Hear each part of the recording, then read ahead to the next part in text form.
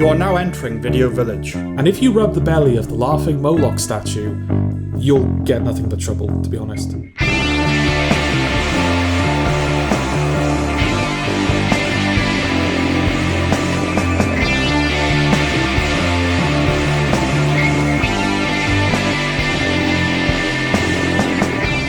Coming up, We review Duster, K-pop Demon Hunters, Poker Face Season 2, Tornado, Squid Game Season 3, Karate Kid Legends, The Bear Season 4, Heads of State, IRONHEART, and Thunderbolts.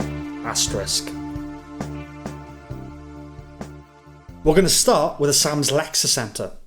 do you know what? I was worried that you'd forgotten how to get back to the No, Lexicentre. I have a few terms that there was always worries about how long the episodes were going to be. Okay. But I think he says, staring at you, that we're going to be okay. Okay. So,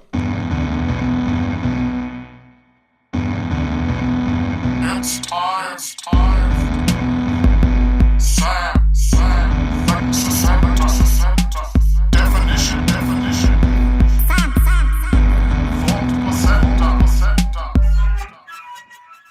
this is, it shows, because we've talked about this, shows how long it's been. Okay. White poster comedy. Oh, yeah, indeed, yeah. And that is a comedy film whose poster, typically the cast against a completely white backdrop, tends to suggest certain unappealing characteristics. For example, lowbrow humour and overall poor quality. Yeah. So you know what we're talking about. Like, American Pie is kind of one of, like, the first one's okay, but that stream of American high school gross out sex comedies, Yeah.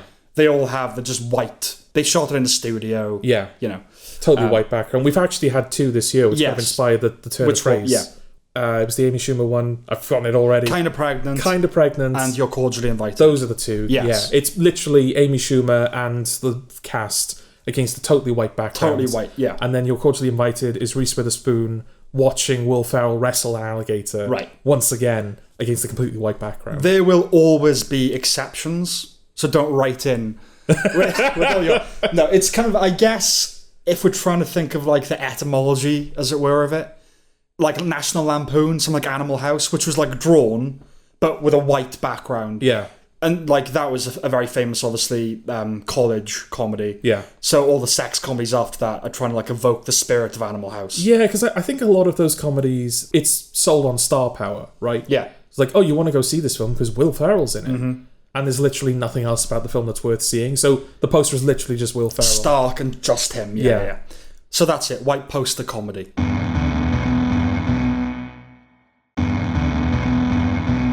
And our first review is Duster. It is. What's Duster about? Sawyer from Lost. Yeah. What's he called? Josh Holloway. Josh Holloway. Sawyer from Lost will do. Yeah, that's what... If you've seen Lost, that's what you're going to be thinking of when you see him. Oh, absolutely. Because, except he swears, and that took some getting used to. Okay. Because, with the exception of Community, has he done anything since Lost? He's in, like, the first scene of Mission Impossible Ghost Protocol. Ooh, okay. That was his post-Lost... Oh, he's going to be in movies now. Yeah. And then it just never really happened for him. And he's in that show Colony that lasted for 2 or 3 seasons. Okay. He's tried. Yeah. But yeah, no, this was seemed like a legitimate way back. Do we say off the top that it's being cancelled? I guess we do. I was going to leave it to the very end, but it's cancelled. It is a bit of a shame because the show does have a slightly open ending because there are things that don't get resolved in this season. Like the main thrust of the season gets tied up, but they have a moment where they go, but there's still this. They plant a narrative flag for next season. Yeah, which will now, unfortunately, probably not go happen. Totally unresolved. Yeah. Yeah, Josh Holloway. It's set in the 70s. He's a getaway driver for Keith David, who's this bad guy. Mm-hmm. And a bad motherfucker. A bad motherfucker. Yeah. Yes, because it's the 70s. Yes. So he's a bad motherfucker. He's black. And he's black. Speaking of black, the first black FBI agent, Nina something. The actress? The actress, I don't know. She's Nisa from The Good Wife. That's how I know it. Okay, so she's Nisa, and she's playing a character in this called Nina. Yes. Yeah, she plays the first black FBI agent who specifically joined the academy because Keith David killed her father. Yes. In the first episode, she manages to flip Josh Holloway by planting a seed of doubt as to how Josh Holloway's brother died. Mm-hmm. She implies that Keith David was responsible, and so the show, it's about Josh Holloway trying to work with the FBI, but also trying to stay true to Keith David. It's the budding partnership between these two at the centre of it. It's kind of the heart of it. It's J.J. Abrams' foray back into television writing. Okay. Naturally, his perennial Greg Grunberg features in the cast. He's in every Abrams thing. Yeah. It's all funk and muscle cars and punch-ups and assassins. Yeah, reminiscent of 70s driving movies and TV shows. A hint of exploitation fare with the occasional pair of tits. Yeah, I mean, it's a campy show anyway, isn't it? Yeah. I think like the first scene is Josh Holloway is driving a heart across the desert to take it to this guy who's getting open heart surgery. Yeah, exactly. And he has to stand there and like hold the heart as it's being sewn in, and it's Right. It's like ridiculous from the off. It's a car show, kind of. Yeah, like the titular Duster is the car that he drives. Exactly. And they really try and put that at the heart of the show in terms of iconography. Yeah, because it's everywhere. It's like the Dukes of Hazzard or something, or Knight Rider. I'm very happy Josh Holloway was given a vehicle. Haha. He deserved more than he got after Lost. He's not playing things wildly different. No. It's made to measure, right? It's not off the rack, this role. I mean, when you look like Josh Holloway, there's not much else you can do, is there? Like, he's one of the rare actors where when the show is going, oh, look at this guy, he's so handsome, and he's so cool, and he's so charming. Yeah. I can't help but go, yeah, he is. Yeah, without you disliking him. Yeah, no, Yes. I have to admit it. He No, is. absolutely. He oozes cool with that devilish smile. Yeah. Channeling the ghost of Easy Rider. He feels like a 70s leading man, right? Yeah. Like a ruggedly charming throwback. Less Steve McQueen bullet aside, more Burt Reynolds. Partly because his face looks like it's missing a beard. Because I'm used to Sawyer with the stubble. Yeah. Other than season 5 where he becomes a hippie and shaves, like, no. There's that Matthew McConaughey energy in there too. He is a slice of beefcake, that Holloway, and I'm going to stop there. Okay. The title sequence is fun. You kind of alluded to it. Yeah, we're not going to be talking about Murder No. because that ended up being something that we didn't have much to say about it. yeah, we weren't that big a fan of Yeah. it. But yeah, this kind of completes the triptych, I suppose. You've got that episode of Love, Death and Robots, Yes. where it was all miniatures. And now this title sequence, it's kind of miniature cars, like participating in a car chase. Yes. But they're made to look like little Hot Wheels figurines. And I will say, one thing I did like about the show was that the title sequence gets updated every episode to contain narrative components from the show. Yep. So, like, cars being towed, and I think at one point there's an episode that ends with fireworks, and so for the rest of the title sequence there are fireworks in the night sky, Yes. and it's a nice little... It helps make it feel like the show is being handcrafted, you know? Like, there are people behind the scenes. The show is alive. Yeah. Yeah. When you said Bad Robot, was that a knowing slip? No, it wasn't. What have I implied? Oh no, that's J.J. Abrams' production company, isn't it? Oh, right, okay. Bad Robot. That's where it came from, Okay. then, obviously. But yeah, the title sequence is fun. Patrick Warburton has a fun death. Yeah. There's a fun sequence involving the manual pumping of a heart. Another involving Looney Tunes. Evan Jones plays Billy Mahoney with a fun jettison of Hinge. Fun is the point. Yes. Right? That was crystallized with the whole Elvis thing in the second episode. Oh, yeah. I like that a lot. While a little more overall muted than I'd hoped, sometimes it was only half scratching that itch, I would always get pulled back in. They would try out a scene like the bar fight, and I would reset. I locked in around episode 4 with all the car play, and Richard Nixon appearing was like a moment from a horror film. So I was like, oh god, they're doing the actual Nixon. Well, it's uncanny Nixon, isn't it? He's clearly they've CG'd him a little bit. Yeah. Exactly.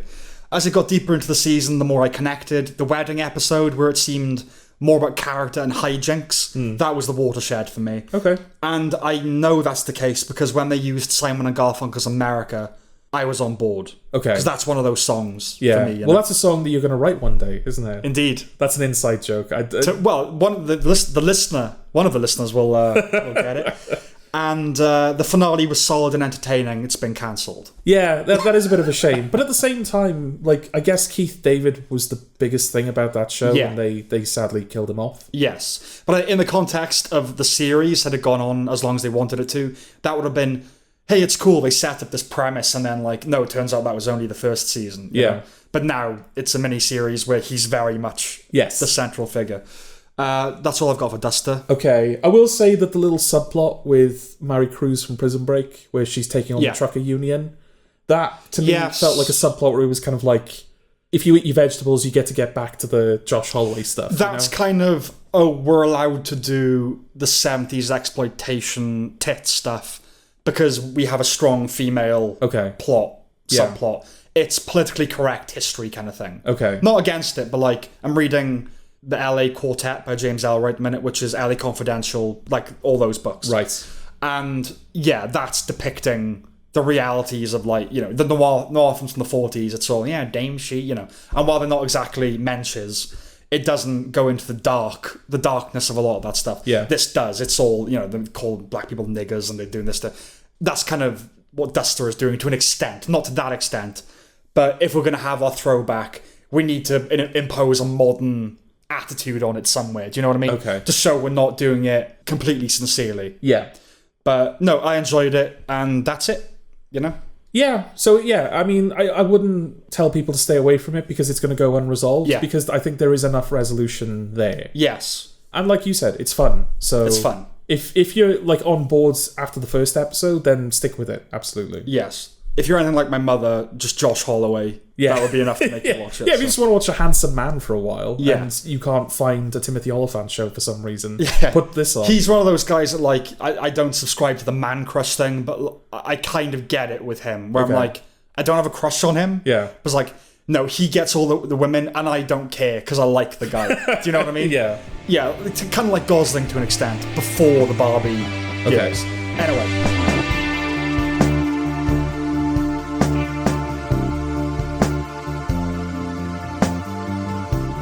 K-pop Demon Hunters. What's it about? So I was going to do, before we got here, I looked up the Korean word for yeah. For yeah. Yeah, because Okay. usually when you say the thing, I'm like, yeah, we're going to review this Okay. now. So I was like, oh, I'll do that, but in Korean. Right. And I think the Korean word for yeah is literally yeah. So it's like, it wouldn't make a difference. Not in this review, but in a review later, I looked up the Korean word. It'll become apparent why. I looked up the Korean version of Tom, and it's Tom. Oh, So that's not going to work. okay. But yes, okay, K-pop Demon Hunters. Yeah, I mean, it's all there in the title, really. What else do you want me to It's say? animated. It's it's an yeah. animated action comedy musical. Yeah. Basically, throughout history, there are these groups of women. Like every generation, there's a group of women who sing to kind of maintain this barrier, which stops most demons from entering the real world. Some do manage to get through, and so they're responsible for kind of fighting off the stragglers. They're Power Rangers. Yeah, kind Yeah. of. But yeah, they sing to keep the demons in hell, basically. Yes. And in the modern day, that group has manifest as a K-pop group. Yes. They're doing very well. The demons aren't happy with this, so they send up a boy band, a demon K-pop boy band, to kind of throw them off the scent Yes. and kind of get their fans on their side instead. Yeah. But then there's a little thing about like, oh, the main singer of the K-pop band is kind of part demon, and so Yeah. the male boy band member, like the head of boy band member who's demon, they end up kind of, there's a fling between them. Yeah, flirtation. It's one of those films where narratively it's not that interesting. No. You can kind of see everything It's coming cookie from a mile. cutter, It's yeah. cookie cutter. It's in the presentation. What's a Korean snack? It's kimchi cutter. No, kimchi is... I know it's not like a cookie, but it is Korean, isn't it? Yeah, it is Korean. Yeah, that's my all- my that's all I was sister's got going like for. a jar of kimchi at home. I think it's like fermented something. Okay. But I appreciate the effort. Yeah, Because I don't have What's the only anything to Korean contribute. food wonton? Is that Korean? No, I think that's... Chinese? Yeah, I think that's Alright, Chinese. okay. Gochujang. Chinese, Japanese is what it's saying to me. Gochujang is also... Oh, gochujang is like fermented beans, I think. Gochujang. Gochujang. Okay. Anyway. Boba tea. That's boba Korean. tea? Yeah. Yeah, it's boba tea cutter. Oh, wonderful. Okay. Yeah, it's in the presentation. This is a straight-to-Netflix film. Yeah. That does surprise me a little bit. I think there are straight to Netflix films and there are straight to Netflix films. The Irishman was a straight to Netflix film. Okay. You know what I'm saying? They cover the gamut of like those really shitty, would have been on Lifetime romance. They go on holiday to, you know, the Bahamas with actors you don't know. Okay. To The Irishman, to more appropriate for this, Guillermo del Toro's Pinocchio or Wendell and Wild, something like that. I'm not saying it's as good as those things, but I know. Go on, say what you're going to say. Well, it's a Sony Pictures Animation film, and Sony do tend to put their films out in the cinema. Yes. This, aesthetically, in terms of the style of the animation, the quality of it, the way that it's all put together, this looks like it belongs in the cinema. It's a surprise that this went straight to home cinema, And like home I said, screens. there are films on Netflix that look better than this, like Guillermo del Toro's Pinocchio. Yeah. But yeah, I take your point. And also, there's obviously enough of an audience now, like K-pop, and that's what's also a major surprising. thing. Because Pinocchio, Del Toro's Pinocchio, I kind of get, why it went to Netflix. It's a stop motion Yeah. animated musical by Guillermo del Toro. There is an audience for that, but I don't think the audience is big enough to warrant it being released in cinemas. I don't know. It's hard to know what that means anymore because a few years ago it had no choice but to be released in the cinema. Well, exactly, yeah. But yeah, no. Whereas with this, like a lot of young people, not even young people, like, the younger generation, teenagers, people in university, lots of people listen to K-pop now. People our age. People our age listen to K-pop. People would have gone to see this. Yeah. It does have one of those titles where it's like Abraham Lincoln Vampire Hunter. You're like, oh, what fucking trash is this going to be? Yeah, but those trashy titles, the idea is that people will go and see it. It doesn't always pan out, obviously. No. Snakes on a Plane, but that's an example of it working. Yeah. Well, there's very little chance I would have included this. Okay. Yeah.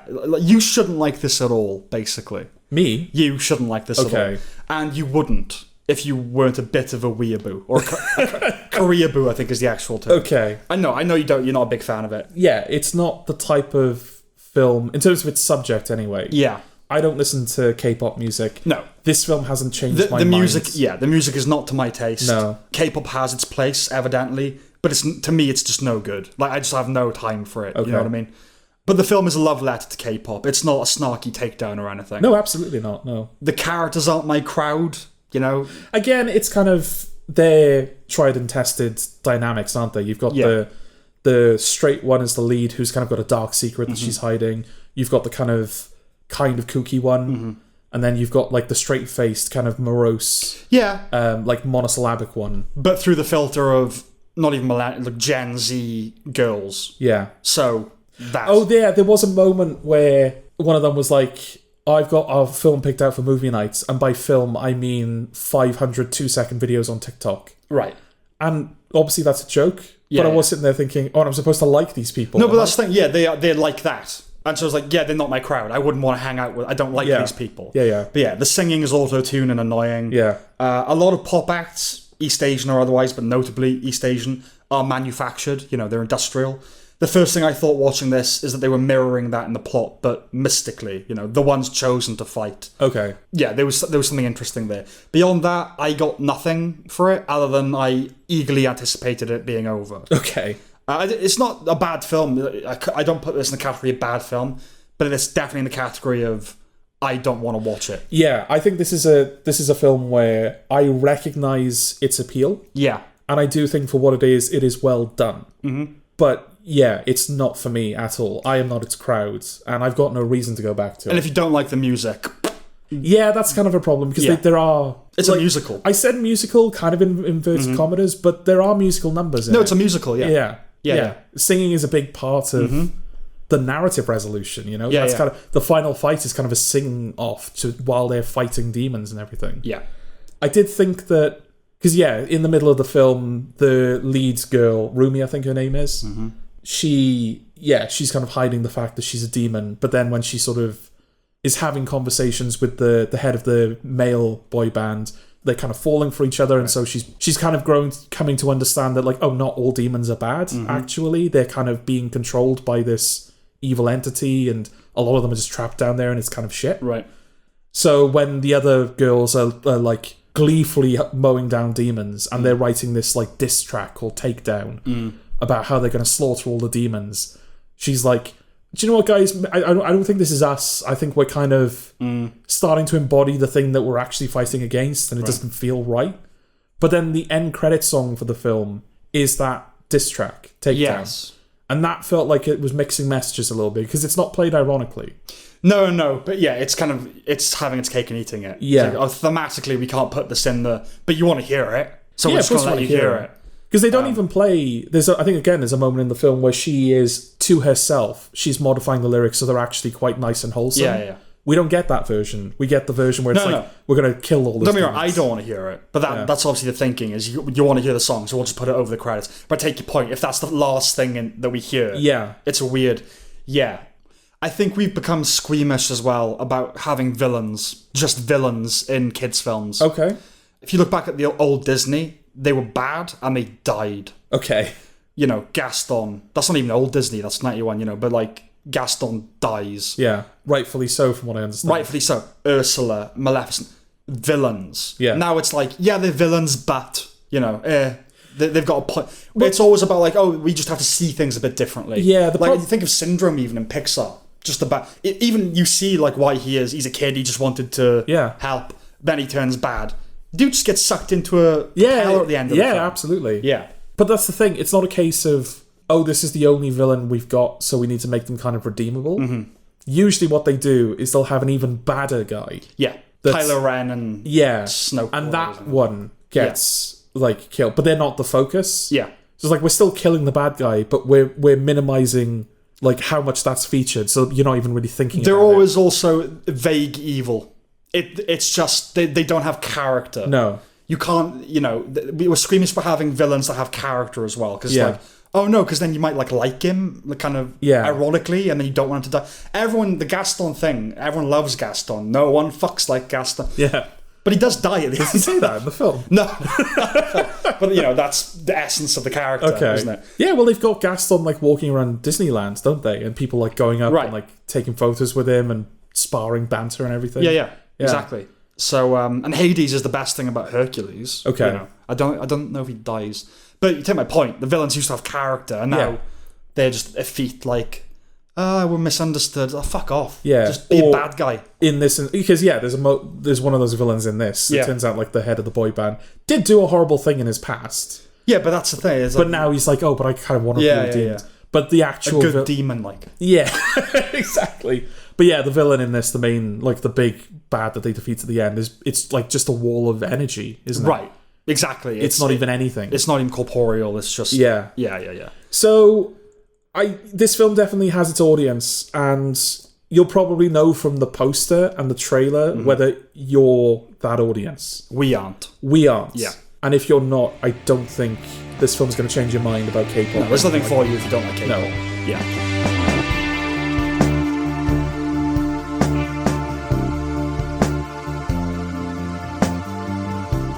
Poker Face Season 2.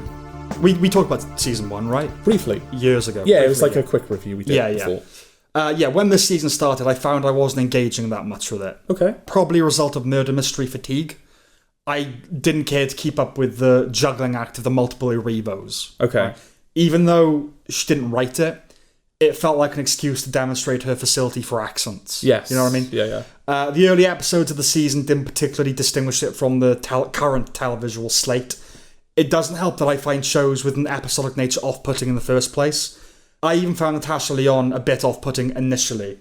I couldn't remember whether she always spoke with that 40s movie affectation. Yeah. Yeah, look here, she. Yeah, because there's a lot of that. There's a lot of that. Is there an episode where she writes it or directs it? That seems very plausible. Yeah, because I think there was an episode where she either writes or directs, and when you see her for the first time after the first act where you see the murder, it cuts to her on the beach, like, talking to a kid. Right. And she's just monologuing nonsense to this kid. Yeah. And that felt a little indulgent, where it's like, the episode where she's in charge. Right. Charlie's just talking nonsense. Talking just in the middle, just saying, shit. Yeah, exactly, yeah. My heart sank at Giancarlo Esposito's name in the credits. Yeah. It's got to that now. And those initial eps were too long for a show of this format and tone, I think. Elspeth is essentially doing the same thing in 40 minutes. Both feature a similar milieu and genre of character and manner of satire. Yeah. And while it's not aiming for stark realism, it is a lot to accept that she keeps drifting into murder scenarios. Yeah, I mean, if you want a character that's like, she's just a drifter, then fair enough. Because, I think episode 3 of season 2 of Poker Face... Basically, in the first season, she's on the run from criminal gangs that are trying to kill her. Yeah. That all gets wrapped up in the 3rd episode, which was a surprise, because that feels like season finale material. Right. But this is just like, it's not even mid-season, it's just a random episode where they're like, oh, we're just going to wrap all that shit up. Yeah. And so for a while, in fact, basically for the rest of the season, she continues to be a drifter just because she's used to it. Yes. And I think that does, at the end of the season, when she ends up going on the run again, spoilers, but this time from the FBI, it kind of lessened the impact of that a little bit. Right. Because she's crying, and it's like devastating to her. But I was sitting there thinking, yeah, but nothing about your life is going to change. Yes, it's... You're still going to keep running into these, like you said, somehow running into murders constantly, and living on the road with like no real like resources to your name. So what's changed, really? Yeah, and they obviously want to preserve the format of the show, but it'd also be interesting to see, like, I don't know, I know they wouldn't want to stick it out, but half a season where she has to be in one place. How does that character do that? They kind of do it a little bit. A little bit. Sort of towards the end where she makes her friend. Her friend, yeah. Yeah, the one that's totally honest. Yes. Which we'll get to. Yes. But yeah, there's like a murder mystery episode in the apartment building which she ends up staying in. And then the next episode is a gym that's just down the road. Right. So she's still running into murders all the time somehow. But it's New York City. Like, people are dying all the time. And Not also, anymore. No, maybe not. Yeah. But like those few episodes, she has kind of put down roots a little bit. Yeah, sure. But you know what I'm saying? Like, it's so close to the end of the season that it doesn't feel like that's what the it show's feels doing. like a good thing to do for that character if you really want to keep the show what it is, would be to have her locked off in one location. Like, you know, a house. She goes home, whatever that is. Yeah. For a half a season, thinking that's all she's ever wanted. Yeah. And then she's restless. Yes. Because she's a natural drifter, you know? Yeah. Anyway. But then things got better. Yeah, because that's the thing. After that third episode, we go back to the episodic, she's just running into murders. Yes. But with the added thing of, well, she doesn't even need to be doing this now. No. But that third episode with Rhea Perlman and Richard Kind, that was a turn. Not least because it was 40 minutes long. Yeah. We're also introduced to the voice of Steve Buscemi, which remained a promise undelivered. Yeah, that was disappointing. Maybe he'll turn up for the third season. Yeah, you can't have a voice, because it's consistent as well. Yeah. Especially since there's a moment right at the end of the second season, a perfect moment where they could have brought him in, and they don't. Yeah. And it's like, oh, okay. It feels like you're not bringing him in as a point. Deliberately, yeah. The sixth episode, Sloppy Joseph, was excellent. Yeah, that's where it started to turn back a little bit. Like you said, the third episode is great. Then the fourth and fifth ones were a bit of a letdown. Bit meh, yeah. But then, yeah, from that point onwards, the episodes just seemed to get a lot better. Yeah, but that was a standout episode, definitely. Sloppy Joseph is probably the highlight of the season, if not the show. I don't have a great memory of the first season, because there are 3 fucking years between things. Yes. I would like to see an entire series about an evil little girl. Yeah. You know? Just her screaming, "That's socialism!" and her running down the corridor. Like, I laughed out loud a few times that episode. It's just like, because it's kind of a similar dynamic that Charlie's had with other people. Yeah.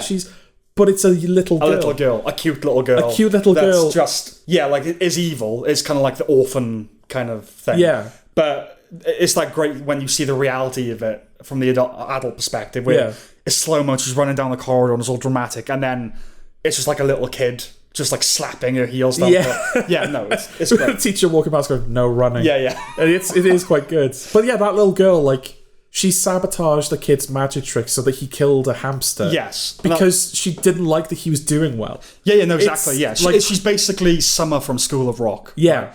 And while it involves a murder of a sort, it opened the show up for me. Like, it would be more expansive, more believable, more playful if it was Charlie solving mysteries in general. Yes. You know?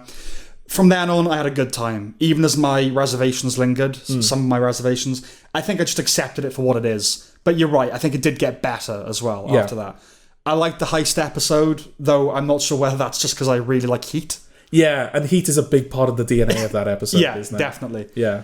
Charlie agrees that Michael Clayton's a perfect movie. That endeared me to her. Another episode where a specific film is a big part of the DNA of the episode. It's that postmodern thing, isn't it? Where, like, they're referencing things in the same genre. Yeah. You know? I liked the vague magazine joke. What's it about? This and that. Oh, yeah.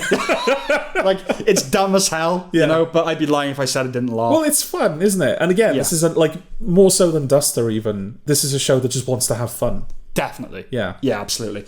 And the finale was fantastic. That did a lot to fortify it going ahead. I mean, they got Justin Theroux. Yes. Like, he was a great addition. Yeah. And that was directed by Maxine, that guy, right? Well, Ty West. Yeah. Was it? I didn't know that. Okay. And I think you can tell because there's a lot more like horror-y components. So specifically the first half. Okay. Like the eye and... Yeah, the eye, the fact that the eye keeps playing up and that like bag that he brings in that liquefies a person. Yes. That was horrifying. In a show, again, that's supposed to be having fun. The fact that he just puts a guy in a bag and that bag just like turns him into liquid. Yeah. And like, oh, fuck. Okay. This guy's serious. Yeah, no, it was very good. It was like a two-parter almost, isn't it? Yeah. I wish they hadn't made explicit the Sherlock Moriarty comparison, but this is the kind of show to do that. Okay.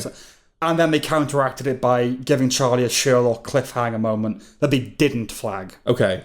and the line, I had to wrestle a polar bear to the death is marvellous. Okay. But yeah, she makes a friend. Yes, she makes a friend who, spoiler alert, Yeah. like, initially, the premise of that friend is that she is the most honest person in the world. Yeah, she never lies. She never lies. Yeah. And Charlie really needs that in her Yes. life. I think she says something along the lines of, if someone's lying to you, who are you even having a conversation with? Right. So the reason that she makes friends with her is because, like, you're the first person in a long time I can just fucking talk to. Yes. And that was really nice. That was really sweet. It felt like that's a good dynamic to bring into the show at that point. Yeah, that's the person that can be her recurring friend. Yeah, absolutely. And then it turns out Yes. that she's actually the big villain, and she has mastered the ability of lying to Charlie without Charlie knowing. They've done both, because it's like, yeah, the natural villain is someone that can't detect, that is able to mask their lies. Fine, but I would also like a friend character that doesn't lie. Like, I want both those characters in It's the a show. shame that they've burned through both ideas so quickly. Yeah, because now, well... yeah, I mean, it's implied that she'll come back because she's not actually in the wreckage at the end, but... The thing is, they can't introduce another person who can lie to Charlie now. Because even though it would only be two people, as an audience member, you're just going to go, oh, well, Charlie's obviously not that good, is she? If people just stop lying to her. And they're going to play with the various permutations. Like, at some point, I'm sure there'll be a character that isn't lying, but she picks up that they are. Yeah. And there'll be a reason for that. And, you've got to start playing with that stuff. Do you know, actually, it would have presented, like, a good little opportunity for the writers that I think they've missed. Because they were clearly writing towards that reveal. Yeah. They wanted you as the audience to not know that she was the bad guy until she tells Charlie. Like, Charlie knows it first. Yes, yeah. But the whole premise of Poker Face is that Charlie Cale, she knows when people are lying. Yes. She never necessarily knows why. She just picks up on the micro expressions. Yeah. Yeah. You tell her a lie, she knows it's a lie. She just doesn't know why you're lying to her. And so... If you introduce a character that Charlie thinks is telling the truth, but then you show the audience that character is lying, what you're doing as the writer is you're putting the audience in Charlie's position. Right. It's kind of a nice little dramatic irony thing where we know this character is lying. Sure. Charlie doesn't, and we don't know why this character is lying. Yeah. We are literally Charlie now. Right. Yeah. And because they wrote towards that big reveal, it feels like they can't do that now going forward. I know what you're saying. Yeah. Did you see it coming? I didn't, so I'll give them credit for that. I did, but it doesn't detract. It was not long before. Okay. They revealed it. I was thinking, like, right, this uber killer assassin, it's got to be someone we know. Yeah. Who is there? Yeah. But that was it was like process of elimination kind of thing. Okay. But Penn and Teller notwithstanding, shouldn't the show be called Bullshit? Yeah. It should, yeah. Because, as you know, I'm not big on postmodern deconstructions. But if you look at Charlie alongside the likes of Columbo and Kojak, all of whom had catchphrases, I do quite like Bullshit as a nutshell condensation. It gets to the heart of it, doesn't it? Yes. Yeah. Rather than like, and just one more thing. It's just someone that just explicitly goes, bullshit. Yeah. You're fucking lying right now. Yeah. It gets to the heart of it. It's what the older detectives would never say in those worlds with greater decorum, This show is not that. I recommend. I don't know what else to say, really. Yeah, I don't know if it's a step up from the first season, because like you, I don't have the best memory of season 1. No, my sense memory of season 1 is that it started really intriguing and I lost interest along the way. That makes sense. And the opposite happened this time around. Yeah. So I guess I would say it's a step up. Yeah, okay. Yeah, in that respect. Yeah. There are more episodes as well. There are 12 this time. Yeah. So they had to make And I don't remember anything as good as Sloppy Joseph. I just don't. Like, maybe they are, but iconographically, I'm going to remember Sloppy. I'm going to remember that little girl. Yeah, absolutely. And whereas that might be the best episode, there was no episode that came after it where it felt like a disappointment. No, that was like a 9 out of 10 or whatever, but then it never went below a 7 or an 8, so it wasn't like, oh, for God's sake. No, so we recommend it. Yeah, we do. Okay. Yeah.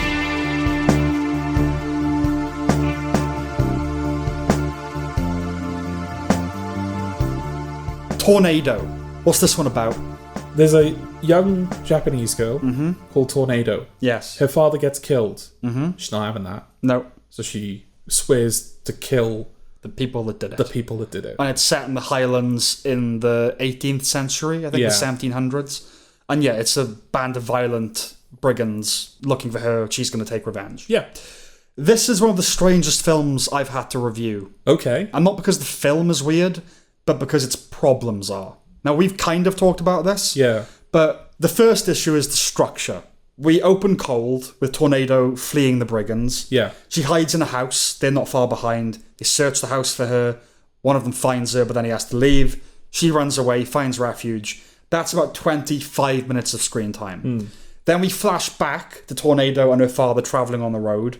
They get up in the morning, do their ablutions, bicker a bit, then do their puppet show. That 20-minute chunk adds nothing. Right? No. All of it can be inferred. Yeah. That kind of shuffling with time should reveal something. It should give context to what we've already seen. Yeah. It's like the editor accidentally mixed up the first two 20-minute bits on the timeline and just rolled with it. Yeah. You know? Ideally, you want something like... I mean, Strange Darling is kind of like the exceptional thing. Yeah. The structure's the kind of the point of that. But you want something like, you start with a young girl running away from this group of male thugs. Yeah. And obviously your instinct is to go, oh, well, she's running away from them because they're going to do something terrible to her. Yeah. But then you have your flashback and you find out, oh, actually, she robbed them. Exactly. Or actually, she killed one of them. Or Right. actually, she did this. Yes. And that kind of changes the context a little bit. But you're right, it doesn't. She is running away from them because they want to hurt her. Yeah, exactly. The film gets no benefit from this structure, and nothing else about it supports that weird choice. The rest of it just plays out linearly. Yeah. So either commit to the in medias race and help us piece things together gradually, though there really is no backstory per se. It's just scenes that should have come first. Yeah. Oh, she does. No, in fairness, she does rob them, but I think we know from the beginning that she's robbed them. Yeah. So again, the point stands. That 20 minutes where you flashback adds nothing. Yeah. So either commit to being weird or frankly be normal. Yeah. I get the impulse to drop us into the middle of the action, but this feeds into the next problem. It's not a dynamic film. No, because you've got, like, I was in London with a friend not too long before this film came out. Yeah. And weirdly, considering how small this film is, because it's a tiny film. Yeah. Not just in terms of its runtime, but with the exception of, like, 2 or 3 actors. Tim Roth And Jack Lowden, like uprising star. Yeah, absolutely. Who are, like, everyone knows who Tim Roth is. And, like, even if you don't know Slow Horses, you're starting to see Jack Lowden in And Sandor Clegane Lurch. Yeah. But other than that, like, the whole film is just filmed in the Highlands, and it feels like a first-timer film. Does. You know? Yeah. So bizarrely, the poster for this was everywhere. Right. It was on all the tube lines. It was fucking everywhere. And it looks like an action movie poster, because the poster is her standing with a samurai sword ready to strike, with all of the gang, like, surrounding her. Almost like a John Wick style, oh, she's going to fuck all these people Or like up. Kill Bill or something like that. And the film really isn't that. No, it's not. And it's paced quite slowly. Yeah. Even within its 90-minute runtime. If you want to start with her on the run, that's fine. But abbreviate it by a factor of 10 and make it exciting. A 2-minute, like, oh shit, what's going on? You can do that. That's a cold open. Cold open is not 20 minutes long. No. The whole first act is Exactly. not cold open. When we do flashback, there's no tension in knowing what's going to happen. The whole Enterprise just lacks energy. It has no pizzazz or heart or power. It's anemic. It takes little effort to make a revenge movie powerful. Even many of the bad ones are good. Because you just think, fuck you. You know? The cast are really just in it. Newcomer lead Koki is fine, but bland. Jack Lowden is in the film. Tim Roth is going for villainously disaffected, but he just seems bored. Yeah. Especially disappointing considering he played another Highlands baddie in Rob Roy, where he's great. Okay. Oscar-nominated, BAFTA-winning great. It lacks visual flourish. On paper, the notion of samurais touring Scotland is intriguing. Yeah. Right? I haven't seen that before, and it suggests a unique blend of styles and influences. The combination of jidaigeki, which is Jap dramas of that period, the Highland setting, and Wild West tropes, I'm in. Yeah. Count me in for that. It just doesn't do it. No. You know?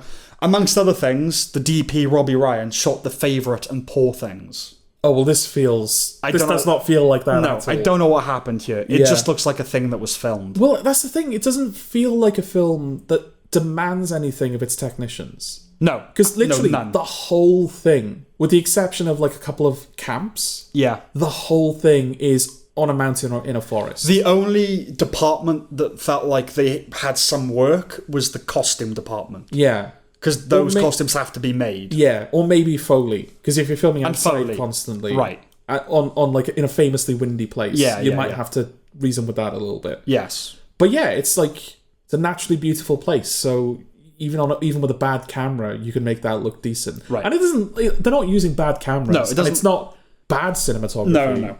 But it certainly doesn't feel like the next thing a guy that made films that look like The Favourite would make. Exactly. It's obviously made on a relative cheap, but it's not even as good looking as Slow West, which is the director's first film. Okay. This looks more like a debut, like you said, and it feels like one too, with its odd, sometimes awkward choices. I would one-up that, and I would say that this looks like the film you make before you make your first film. It looks like a student dissertation film, Yeah. a uni film. Yeah, I've been part of films that have been made in locations that look like that, that kind of look like on this level kind of thing. Yeah. The movements of the actors, just the movement of the film, feels uncalibrated. It's even Andersonian at points, but through inelegance here, not quirky affectation. Yeah. It's hard to describe, right? Like, the blocking is at 96%. Characters aren't quite where they're supposed to be in time and space, which could be the result of bad editing. But there's a moment where two characters are circling each other, and the camera doesn't move with them, they move across the frame. Okay. It makes it seem amateurish, you know what I mean? The kind Yeah. of, not cine literate. The delivery of much of the dialogue matches that off-piste quality.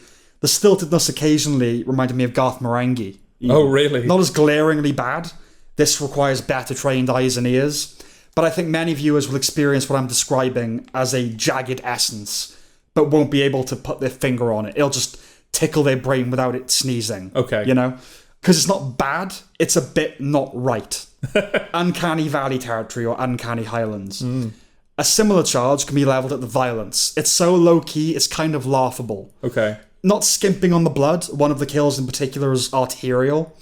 The camera is just too static and well-behaved in a wrong-headed fashion that it robs the action of any oomph. Maybe the point was to portray it as matter-of-fact, but the fact of the matter is it's weightless. Now, you could take everything I'm saying and leave with the impression that it must be going for deliberate askewness. Yeah. But it's a matter of margins. There's a very, very fine line between an aesthetic off-kilter and incompetence, because we're not even at 70 or 80 or 90%. We're at 96. It's really bizarre. If McLean, the director, was going for a certain feeling, it does the film no favours. Because it's so subtle, it comes off as rookie filmmaking. But the fact he's already made a very well-reviewed film, a film I remember being perfectly sound, pushes me toward thinking it is purposeful, but the reality of the film pulls me back to otherwise. Okay. Now, the length of which I've gone into the flaws of this film, it's not a consequence of it being terrible. It's a 4 out of 10-ish. 3 to 4 out of 10-ish. Yeah, I wouldn't call it a bad film. I guess I would call it like a pointless film. I don't really know what it's for. It's kind of a big nothing. Yeah. It's just that it's a unique beast. So don't go thinking, ooh, that sounds like a singular bundle of blemishes and foibles and imperfections. Yeah. As a film lover, I should bear witness to that. Don't. Yeah, this isn't a so bad it's good, No. bad movie night film. There's It's not no- even close. There's nothing for you there. No. I think if you did watch it, you'd go, yeah, you're right, but that was a waste of my time. Do you know what I mean? And it's only 90 minutes as well. you Yeah. know, so it's No, we watched it Always so sad you when- didn't have to. yeah. It's always a sad when a film that's kind of as lean as that Yeah. feels like a waste of time. Yeah, exactly. Not a recommendation. No, unfortunately not. Because, I like just the idea of it, like you said, samurais in that time facing those kinds of people. Yeah. There's potential there. No, what the movie in my head is better than the movie. Yeah, definitely. Yeah. Unfortunately, not a recommendation.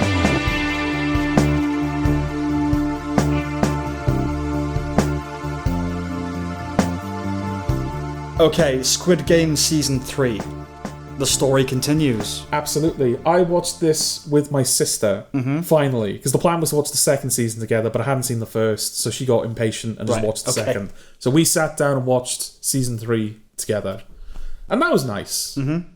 That was nice. What the experience of watching it with her. Sure. The show itself. Yes. Yeah, well, I don't have many fresh observations since we reviewed Season 2. It was mostly a matter of seeing the thing through. Okay. You know? Well, it almost feels like that's what the show is doing. Yeah. The end of season 2 kind of was the end. And Yes. now season 3 is just, oh, well, we have to finish it. Right, because it wasn't the end. Yeah, that's kind of the impression I get. Because, honestly, right? Mm-hmm. With the exception of him, like, saving the baby at the end, what does 456 still being alive add to the show? 456 still being alive? Yeah.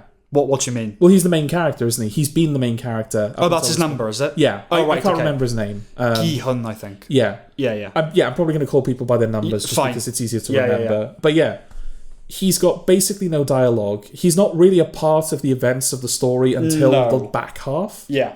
Like, the first half of the season, it's all about the supporting cast and them trying to survive. And that angle is kind of interesting. I kind of like the idea of, all of these people that he's been trying to save that were kind of in the background until now. Right. They're now the main focus. They come to the fore, yeah. Yeah. Well, he's there just for that ending. But that's the thing, like, the show has to drag him along for like 3 or 4 episodes where he's not really doing anything or contributing Well, no, anything. he's kind of, because he's at his lowest point, isn't he? He's at his nadir, like Yeah. Yeah, no, I'm not defending him. I'm just saying, like, the thinking is, he has to hit that low before he comes back up. He has to be Ozymandias. Because the now having seen the whole thing, it feels like the point of season 3 is to go, he failed. And he has to live with that failure. Well, but the point of season 3 is that he is the redemptive figure of humanity. Okay. Right? Well, that's what we liked. Okay. I enjoyed the Charlatan Shaman, the Charlemagne. Oh, yeah, she was fun. Yeah. I liked the mental star maze and the rope skip thing. The Star Maze was the best episode. Agreed. I would probably say that was the last good episode of Squid Game as a whole. Yeah, I mean, I never had much of a relationship with the show, so I never really thought of it in those terms. Okay. It was getting through it. Like, season 1, because it was this like cultural event and everything. Yeah. But yes, but with the rope skip, instead of flowers, the ground below should have been designed like a ball pit. Okay. There's psychopathy. Or they have balls. They do fall into a thing of balls, but they're like concrete balls or something. They've got like little razor blades in them or something. There's psychopathy, then there's the money, time, and effort put into this venture, right? It's not as grotesque, obviously, partly because it's not real, but arguably more insane than Hearst optimizing the death camps, you know? It's the H.H. Holmes murder castle on Korean steroids. Yeah. But all of that is an extrapolation. You never feel that in the show. No. It doesn't have that gravity. Really, it's meant to be a fun battle royale as it frowns at being a fun battle royale. Yeah. At its haughtiest, it wants to be a critique of capitalism, but what else is there? Yeah. You know. Yeah. The English language does not belong in the world of this show. Certainly when the English language is being forcefully inserted into this show. Yeah. Because the characters that speak English in this, nobody fucking likes these people. No. Absolutely nobody likes these people. And they've so clearly dubbed. They are dubbed, are they? They are dubbed. Okay. Well, my sister looked this up because we were both watching it going, this is bizarre. Because they're clearly speaking English. Yeah. But they look like they're being dubbed. So okay, one of my notes was they speak as though dubbed. So they are dubbed. I think they are dubbed. I think she looked it up and we found out that they originally... Right. Like, they filmed it speaking English. Yeah. But they've since been dubbed. Right, okay, so it's maybe actors that weren't American or English or something. Well, one of them is a Korean woman, or a Korean-looking woman at the very least. Right. And that was bizarre because, again, she's clearly speaking English. Yeah. But her voice sounds like it's being filmed in a studio.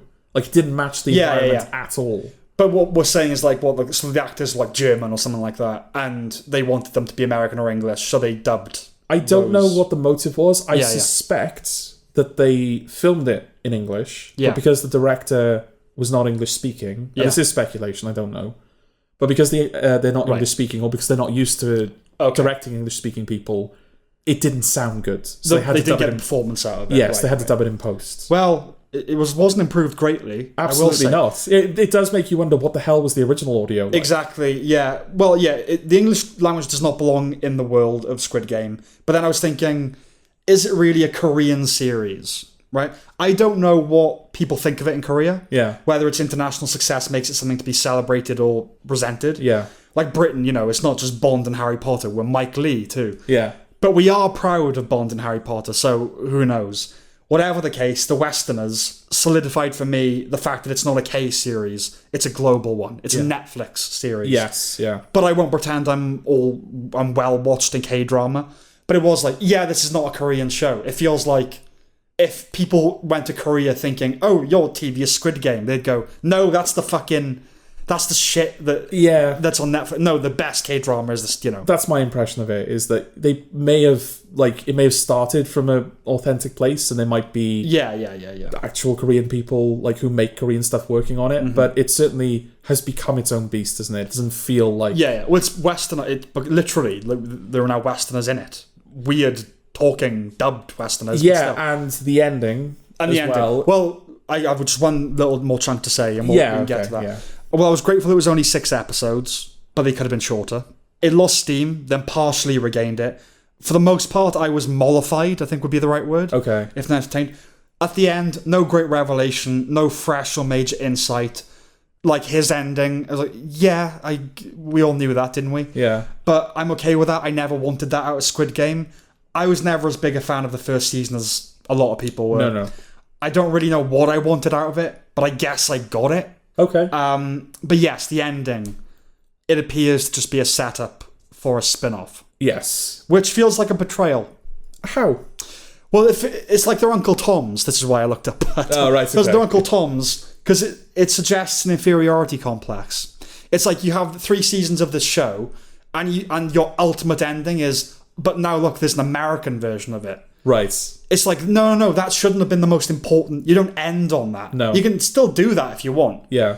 But it's them going, no, we were never that important. Kate Blanchett is in it now. Well, there is that little moment, because it's Kate Blanchett at the very end, playing the same Korean game. That's the thing. Is the American version still going to have all the Korean games in it? I guess that's saying... they're not going to do Squid Game without the girl that... whatever that is. But that's the thing. It's like, well, then, other than the fact it'll be in the English language, what's different about the American version if it's all the same games? It was supposed to be done by David Fincher, wasn't it? I don't know whether that's happening or not. That is a reason to watch it. Unfortunately, yeah. Yeah, other than that, I don't know, Yeah. Well, my sister has already said she's not going to watch it. Okay. Yeah, because I think she kind of felt a bit... it kind of works thematically in the sense that, this big evil capitalist entity will just continue... it'll live on in other... Yeah. It's franchising now. I read a review of the finale that basically said, but at the end of the day, capitalism isn't dead, so it will continue. It was like, was Squid Game going to end with the destruction of capitalism? Yeah, exactly. Well, look what they're doing in this, and that's like a metaphor for the whole thing. Let's just destroy it, take it down. Yeah, no.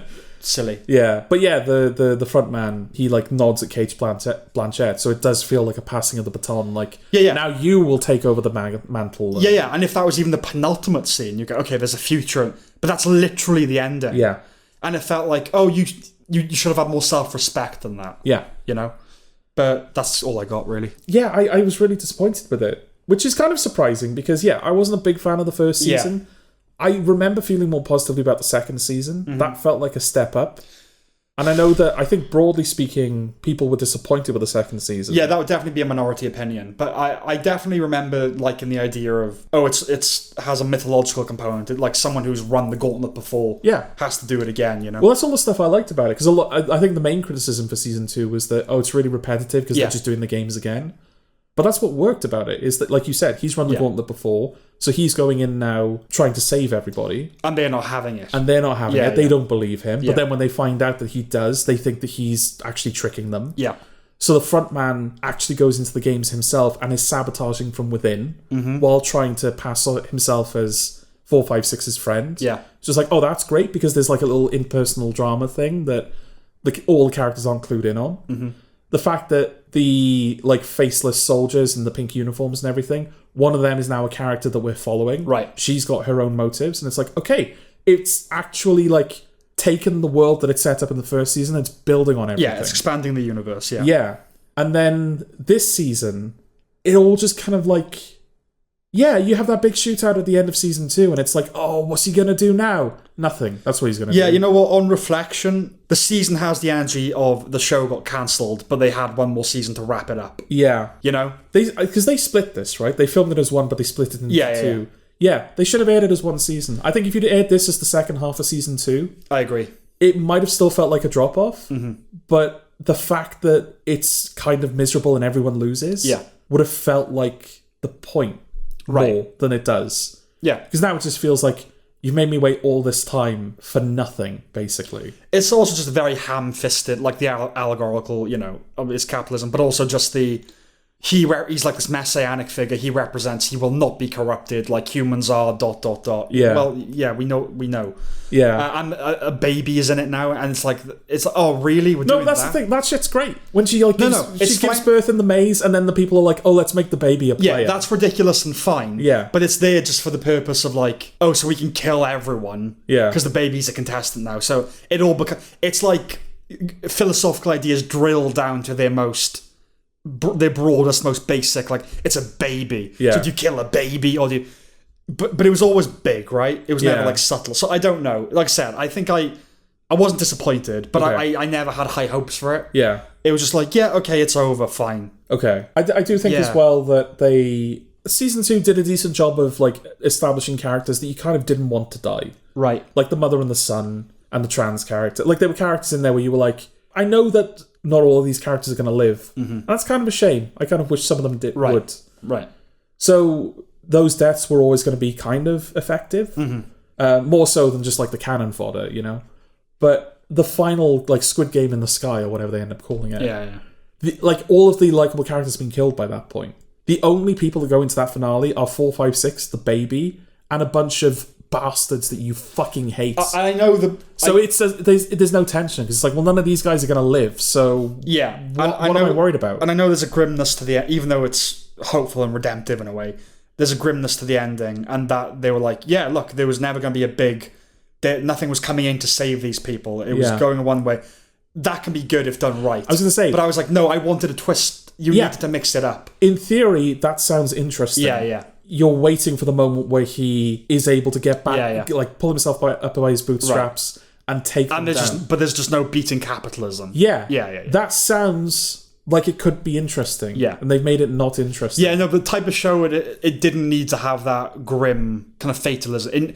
It needed to be shook up. Yeah. Like, no, they need to be rescued. Something needs to happen rather than just relentless march to death. Yeah, there needed to at least be one final attempt. Yeah. Like the whole thing about the cop, like he spends the whole season on the boats trying to find the island, and then when he finally turns up, everyone's already dead. Exactly. But they would say, yeah, isn't that interesting? Like, I know where you're coming from, but no, you know? Yeah. Absolutely, yeah. Yeah. It's like, oh, great. So that was a fucking waste of time then. Yeah, a good example of it would be Battlestar Galactica, right? You know, the remake series where it's all about them trying to find Earth. Yeah. And then in like the second season, midway through, not even the pivotal, you know, they find it and it's just been destroyed. Right. Like, fuck. That's what they were going for the whole time. Yeah. But now there's more show. That's interesting. Okay. But yes, this was not a good version of that. No. Anything else to say about it? Yeah, it was like, for a show that I was never that interested in, it kind of brought me on board a little bit in season 2 and then completely mishandled it for the end of series 3. Okay. I can't imagine what it'd be like for people that stuck with this from the beginning and enjoyed it from the beginning. Right. I do think that it's had a bad reception, right? Not by critics. Okay. It's had like a decent reception. Right. Yeah. Is it at least the lowest of the 3 seasons? I think so. Yeah. Yeah. It deserves that at least. It was. Yeah, I don't recommend it. It was a disappointment. Yeah. Okay.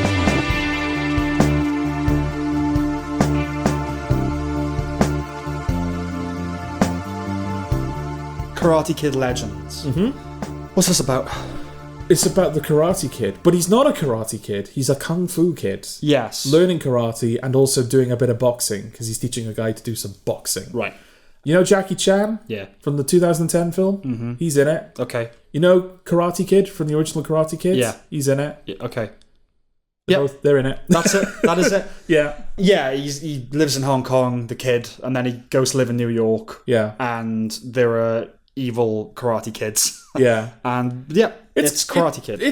That's the thing. It is the original Karate Kid, basically, right? Yeah. Kid moves to a new place, kind of resents it, meets a girl, learns to do karate. Yep.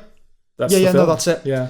But now they're bringing in all the stuff from the Karate Kid universe they've established. Yes. So firstly, Lee, the kid, the boy, was too confident off the bat with a girl. Okay. How am I supposed to relate to the guy? Well, I feel like this is a question I'm going to have with most of the things we're going to talk about with the film. Right.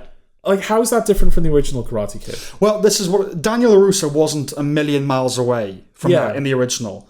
And so it's probably a generational thing. But yeah, in the first one, he is kind of cocky with her. But also you do feel like he does not want to live in LA. And he just wants to go home. I want to go home. Yeah. And you feel it.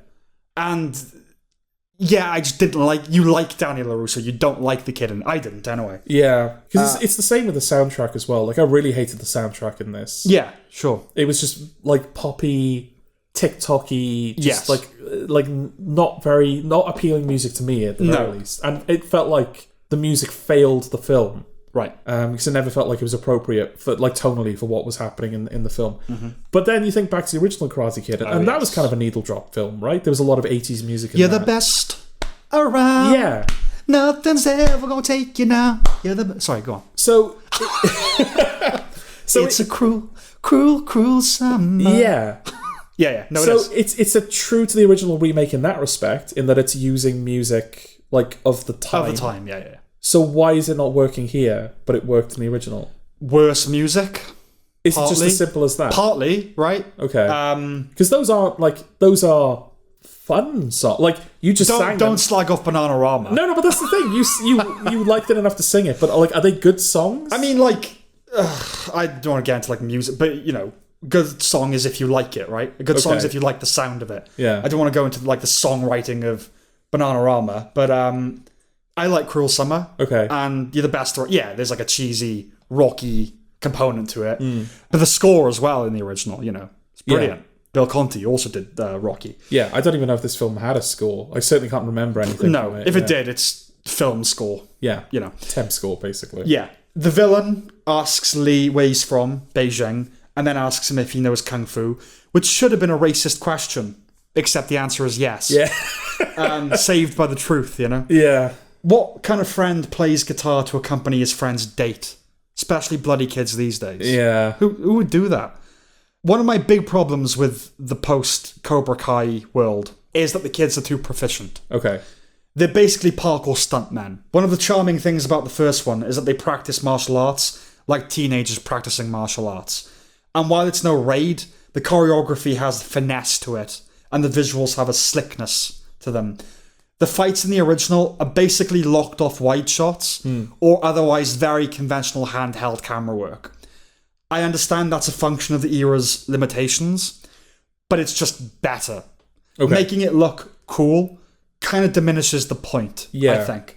Well, they're learning as well. They're not supposed to be karate masters. They're supposed to be good for, like, their age and everything. Yeah. But like I said, they're jumping up and over. That's Jackie Chan. That's, you know. Well, that's the thing. Yeah, I mean, there was a fight sequence in this, where Lee, the main character, is basically doing a Jackie Chan fight scene. Yeah. And that's the thing. Jackie Chan's fight sequences are good. They're fun. There's a reason that he's, like, so universally beloved, and they have universal appeal. And now that Jackie Chan clearly can't do that anymore, because he doesn't in this. No. Because there is a fight sequence where they try to make us think it's Jackie Chan, but it's filmed in a way where they're clearly filming around the fact that it's not Jackie Chan. Yes. So I think, unfortunately, he's at the point in his career now where he's past all that. So it's nice to, like, have a Jackie Chan style fight sequence in a film that feels like it knows what works about a Jackie Chan fight sequence, because he's, like, he is clumsy a little bit, and he is struggling, and he's getting hurt and everything. But you get, like, one of those. But it shouldn't be there anyway, you know? And it doesn't work in the sense that Yeah. he's a kid that's kind of a bit too... Like, why is he struggling? The fact that he's able to fight those kids off in the way he is, why is he struggling? Yeah. And I think if you went back to the original Karate Kid now, being younger, and haven't seen the other ones, you'd go, oh, it's so amateurish. Like, don't you get it, man? Yeah. You know? They're learning. The teenagers doing karate. Yeah. It's like you can do the... What's it called? The kata. What's it called? What? You know, what you do the movements and you say all the words as you do it. Okay. I can't remember what's it fucking called. Anyway, because my family all did karate. Right. But yeah, making it cool diminishes the point. It's certainly the charm.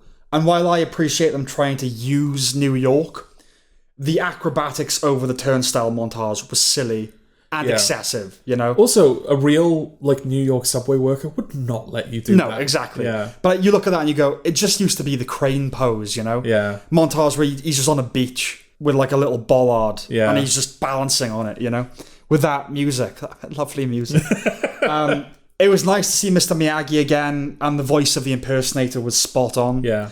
Jackie Chan is looking old. Yeah. I don't mind the idea of the tendrils of Kung Fu karate spreading throughout two countries. if you have to connect these films, that's an okay way to do it. But the idea that Han and Miyagi were pals and stayed up one night in 85 chatting about Daniel, leave the past alone. Yeah. You know?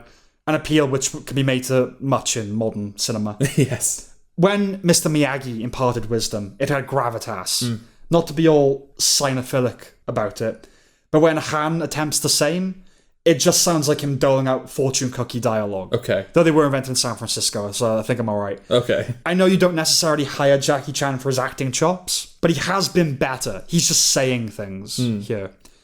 The poster, and I imagine trailer, are lies. Ralph Macchio is little more than a cameo. Yeah. The characters are weak across the board. It's completely predictable, which itself was predictable, but there are good and bad versions of that. This is the latter. It unfolds with pop industrial, grimly frothy inevitability. It's just another film, you know? Yeah. Can we be done with Karate Kid now, please? Why? How? Not why, how? How did this become a franchise? The first one did really well financially, you know, and there's an inherent structure to it, Okay. right? People want, like, underdogs winning. Right. And, yeah, that's all it comes down to. Okay. And I'm a fan.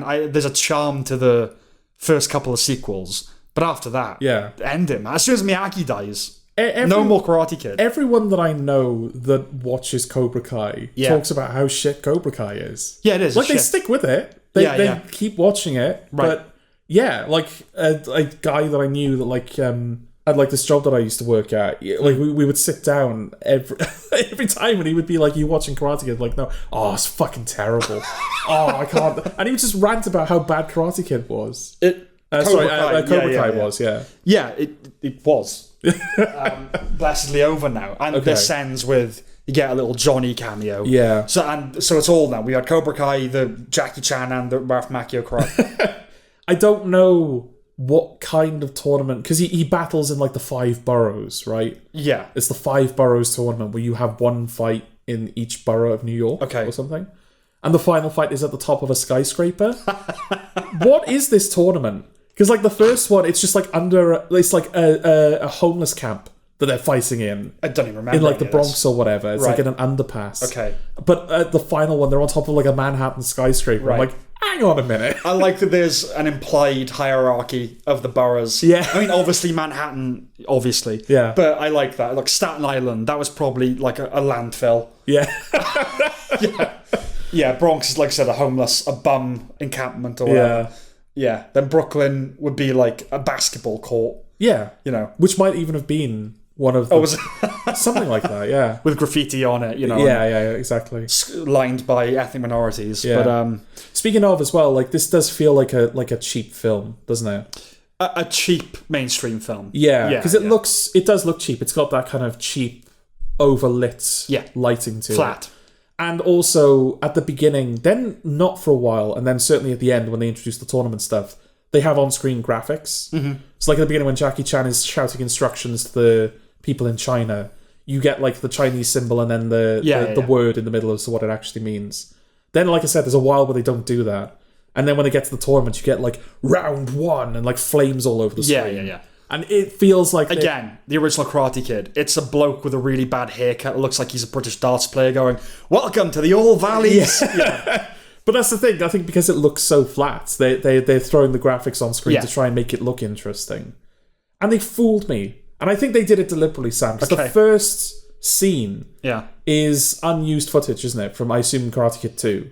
Yeah, a deleted scene. A deleted scene with Miyagi and Daniel Russo. Yeah, they then continue with the voice impersonator. But the first shot is an establishing shot, so you don't see those characters. So I saw that opening shot. Right, with the grain. With the film grain and the kind of, like, natural 80s lighting. Yeah. And I thought, it's going to look like the original Karate Kid. Yeah. And then I saw Mr. Miyagi and young Daniel Russo. I was like, fuck. And then you woke up into the nightmare. Yeah, and then they show Jackie Chan in that, like, overlit studio. And I was like, oh, fuck. Yeah, with the camera roving and all modern. And you're like, oh, no, it's better back then. When it... Absolutely. Yeah. But that's it, I think. Don't recommend it. No, don't recommend it. You've seen it. You've seen the original Karate Kid. You've seen this. And you've seen it better. Done better. Exactly, yeah.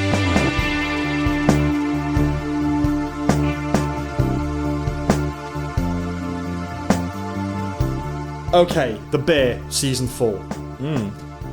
more of the same for the most part, I would say. Yeah, there's no point premising it, right? It's season 4 of The Bear. We've talked about every season, I think. Pretty much, yeah. If you don't know what The Bear's about at this point... We're not going to... Do you know what? I would argue that The Bear doesn't know what The Bear is about at this point. Okay, all right. Okay. Well, that's just... There are some nice moments. I thought so. Okay. And there's some emotional depth. Is it? I thought so. Okay. Oh, you've really turned against it, have you? I don't want to sound like I think this is a bad show or anything. Yeah. I don't think it is. Yeah. But I've really fallen off with The Bear. See... That first season of The Bear... Yeah. was my second favourite show of 2022. Right. I loved the first season of The Bear. And I've dipped back into it a little bit just to make sure that I wasn't wrong. And I don't think I am wrong. I think that is genuinely like a good show. Okay. It feels... I love like the anxiety and the chaos and how unique it felt. I watched season 1 of The Bear. We talked about it on the podcast back when Eddie was doing it with it, like when it was just random talking about shit. Yeah. Yeah, it's like, there's this thing, you should watch it. Yeah. And I watched it, I enjoyed it. It was among the better shows of the year for me. But I watched it because I think it might have been bulk released, you know. Yeah. I watched it pretty much 1 or 2 sittings, not one, but a couple of sittings, before there was hype, before critics had you know what I mean? Like, we all saw it at the same time kind of thing. Yeah. And I only saw it once, so I've never gone back to it. Okay. I've just, in real time, been following it. So I don't know. But yeah, it certainly used to feel better. Yeah. Obviously, season 3, we were lukewarm about, weren't big fans of. Yeah. I think this is better. I think 4 is better than 3. And I'm not going to, you loved the first season. I did. I liked it. I appreciated it. I've never been on the Bear train fully. Okay. So I'm kind of maybe a little bit more readily poised to say what's good about it. I'm not saying you're not going to do that. But yeah, you're disappointed, so you want to fucking hurt it now. And I don't even know if I want to hurt it necessarily, but I do think it's worth pointing out that this isn't the same show. It's not what it used to be. It's not what it used to be. It has changed. It is different now. The character of that show is different. Yes. So I feel like when people reference The Bear, they're referencing that first season. They're referencing the chaos and anxiety and like, fucking cousin, can you come over here? Yeah. Shit. Like, they're referencing that. Whereas now it feels like the show is mostly characters nodding for 5 minutes and then going... Yeah, heard. Yeah, chef. It was like a punky Chicago show. Yeah. And now it's kind of it's a character drama. And it does feel like it's kind of mirroring... It has mirrored the restaurant a little bit. Because, in the first season, it's this local, dingy, dirty sandwich shop in the heart of Chicago. Yeah. And that's what the show felt like. Then season 2 is this kind of transition where they're turning it into like a posh restaurant. And now season 3 and 4, it's been this upmarket posh restaurant. And the show has taken on a more... like well-behaved. Slick, professional... Yeah. It just doesn't feel the same anymore. It's grown up a bit, but not in a good way. No, because it's lost... I feel like it's lost a lot of its lost character. anarchy, it's lost that orange squash energy. Yeah, it now feels like, rather than being about like the anxiety of its industry and the environment that those characters are in, it just feels like it's about those characters being a bit miserable. Well, yeah, because the first season and to an extent the second were about young people trying to do something that was really hard. Yeah. And they've sort of achieved it now. Yeah. And so we're watching... It's the Only Fools and Horses is like... It's all I ever wanted, but I don't really know. Yeah. What do I do now? You know. Yeah. It was the ducking, diving, wheeling, dealing that was the point. And like I said, it hasn't gone completely off the rails. But no, I will agree with you. Yeah. I do think this is better than Series 3. Yes. It feels like it's got more direction than Series 3, which is something Series 3 was definitely lacking. Yeah. But I don't know if the highs in Season 4 are ever as high as the highs of Series 3. No. Oh, I don't. What you say are the highs of Season 3? The episode where Sugar gives birth? Yes, okay. No, there's nothing like that. No. But there are things... Tina's episode as well, I think, was a good Season 3 episode. Other people seem to like... That's the one that got all the awards and the pregnancy one was overlooked. Yeah. And we're like, what's going on there? Yeah. But yes. Like, that's the one they play new... They play New Noise in that episode. It can't be a bad episode if they play New Noise. Yeah. Okay, so I liked Calm's talk with Claire on the stoop. Okay. It's grown up, character drama. Yeah. And I liked Richie's revelation about being the sand rather than a stone. Yeah, you going to explain that at all? Or? Well, we don't often do that, but yeah, the idea, he went to Japan and there was those gardens. Yeah. And someone said, some Japanese person, like a sensei, not a sensei, said to him, "Oh, that's life. We are the stones. We're close, but we're all alone." Something like that. Yeah. And he's like, I think I've realised I'm the sand. I'm what glues people together. So, Yeah. And I thought, that's a really good revelation to have about yourself. But that character, it was very fitting, I thought. Yeah. No, because Richie is like one of the things I'm really invested in from the bear. But I was watching season 4 thinking, yeah, Forks was season 2. Like, where's this character gone really since then? Right. And so it's nice when he had that little moment. Yeah. And the finale as well, where him and Kami finally fucking talk to each other. It reminded me of something I really like in The West Wing, which is Bartlett says to somebody, I can't remember who, was like, see, the difference between us is I want to be the guy, you want to be the guy counts on. And that's what Richie feels. He's the guy that you count on, not Absolutely, the guy. You know? Yeah. I liked Sugar. I still like Sugar. Okay. And Molly Gordon is really beautiful Okay. in a way where you get why she's so important to him. Do you know what I mean? Okay. They play New Noise in earnest again over the credits. Yeah. It's technically well executed as ever, but it's definitely lost its spark. Yeah. The innovation this time around is a clock on the season. Yeah, a literal ticking clock. yeah. But it's wasted. They could have done a lot more with it. Firstly, a countdown 3 months long is a bit too diffuse. You'd forget about it. Yeah. You know? And that would be fine if they had done something with that, where the clock becomes part of the furniture, placed at the very heart of the drama, exploring how it affects everyone in different ways. You know, someone gets obsessed with it and someone forgets, like, oh, fuck yeah, you know, like, you explore how something like that, it just does become part of the aesthetic. And a facsimile, while less existential and philosophically interesting, of entering the numbers on Lost. Okay. Why are we doing this? I don't know, but we got to do it, you know. Yeah. It's the centerpiece of the drama. At the very least, they could have made the pace more dynamic in response to a literal ticking clock. Yes. This was an opportunity to go full bore or full bear. Speaking of which, Bears, the episode, felt like a look who we can get episode. Okay. Every guest star we've ever had, get them. Okay. Basically. With added Brie Larson.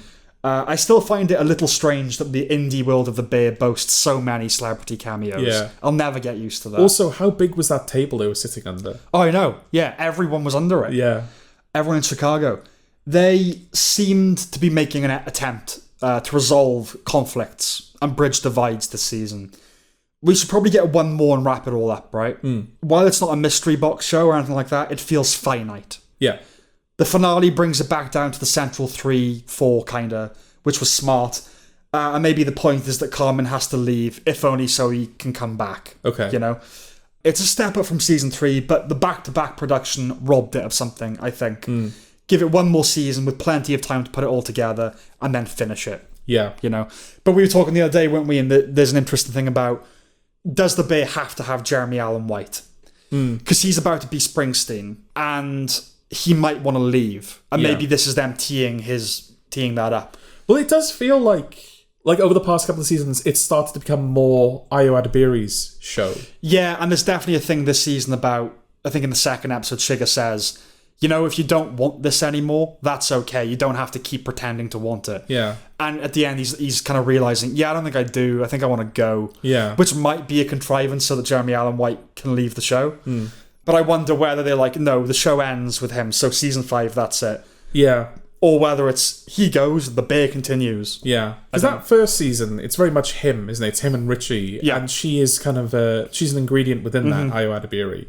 Because, it's about this guy. He was a Michelin star chef. Yeah. And now his brother has killed himself, so he's going to run his sandwich shop in the heart of Chicago, which is very not the kitchens that he's been working in.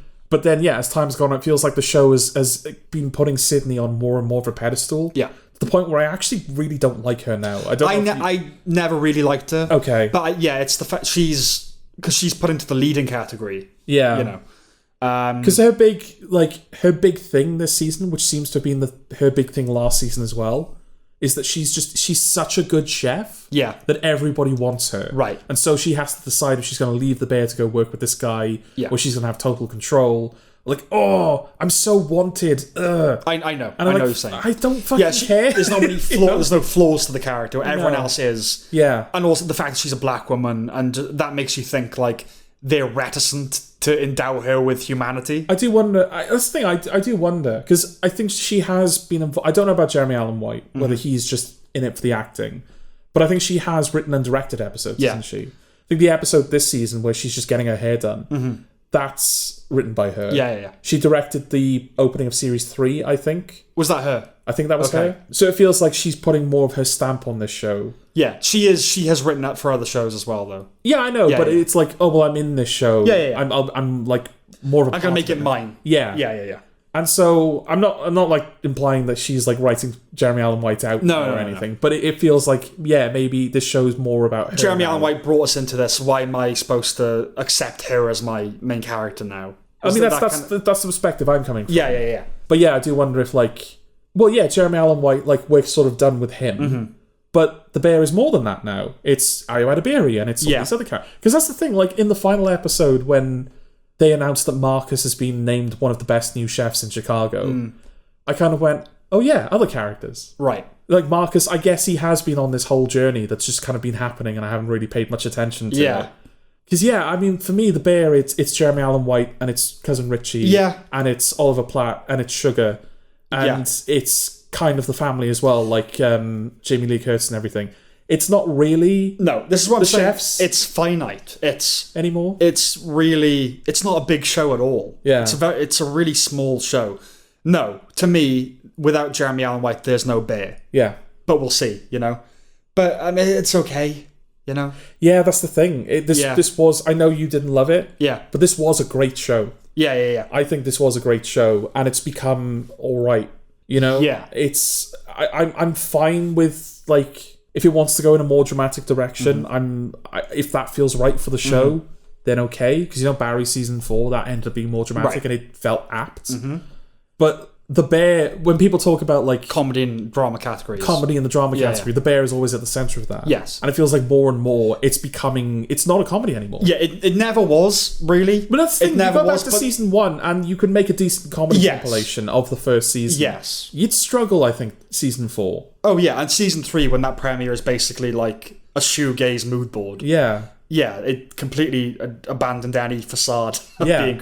nobody laughs. It's No. more heartbreaking than anything else. And that's the thing, it does feel like the kind of show where it did have an identity, but it also felt like the kind of show where they could kind of do whatever they wanted. Yeah. That was sort of the punk edge to it. I think there's a moment where like, is it Fack? Is that the big guy? Oh, I don't know. I can't remember what they're called, like the Facts, I think they're Okay. called. He's like talking to one of the video game characters on the monitor. Right. The show would never do that now. Yeah. Like characters talking to like digital characters that don't exist and shit like that. Right. Yeah, it's kind of one of those Louis shows, which Yeah. is just follow your whim, Yeah. as an artist. Yeah, but okay. I feel like we've said enough about the bear, right? Yeah, it is a disappointment, but they might still have another season. It feels like they need another season. If they to bring want to an one, they'll end. get one. It's Yeah. not going to be cancelled, So I'm remaining open-minded enough. Yeah, to we're gonna- hope that they'll wrap it up in Yeah, a yeah. satisfying. We're way. going to see this through to the end, aren't we? So we will report back whenever that happens. Okay.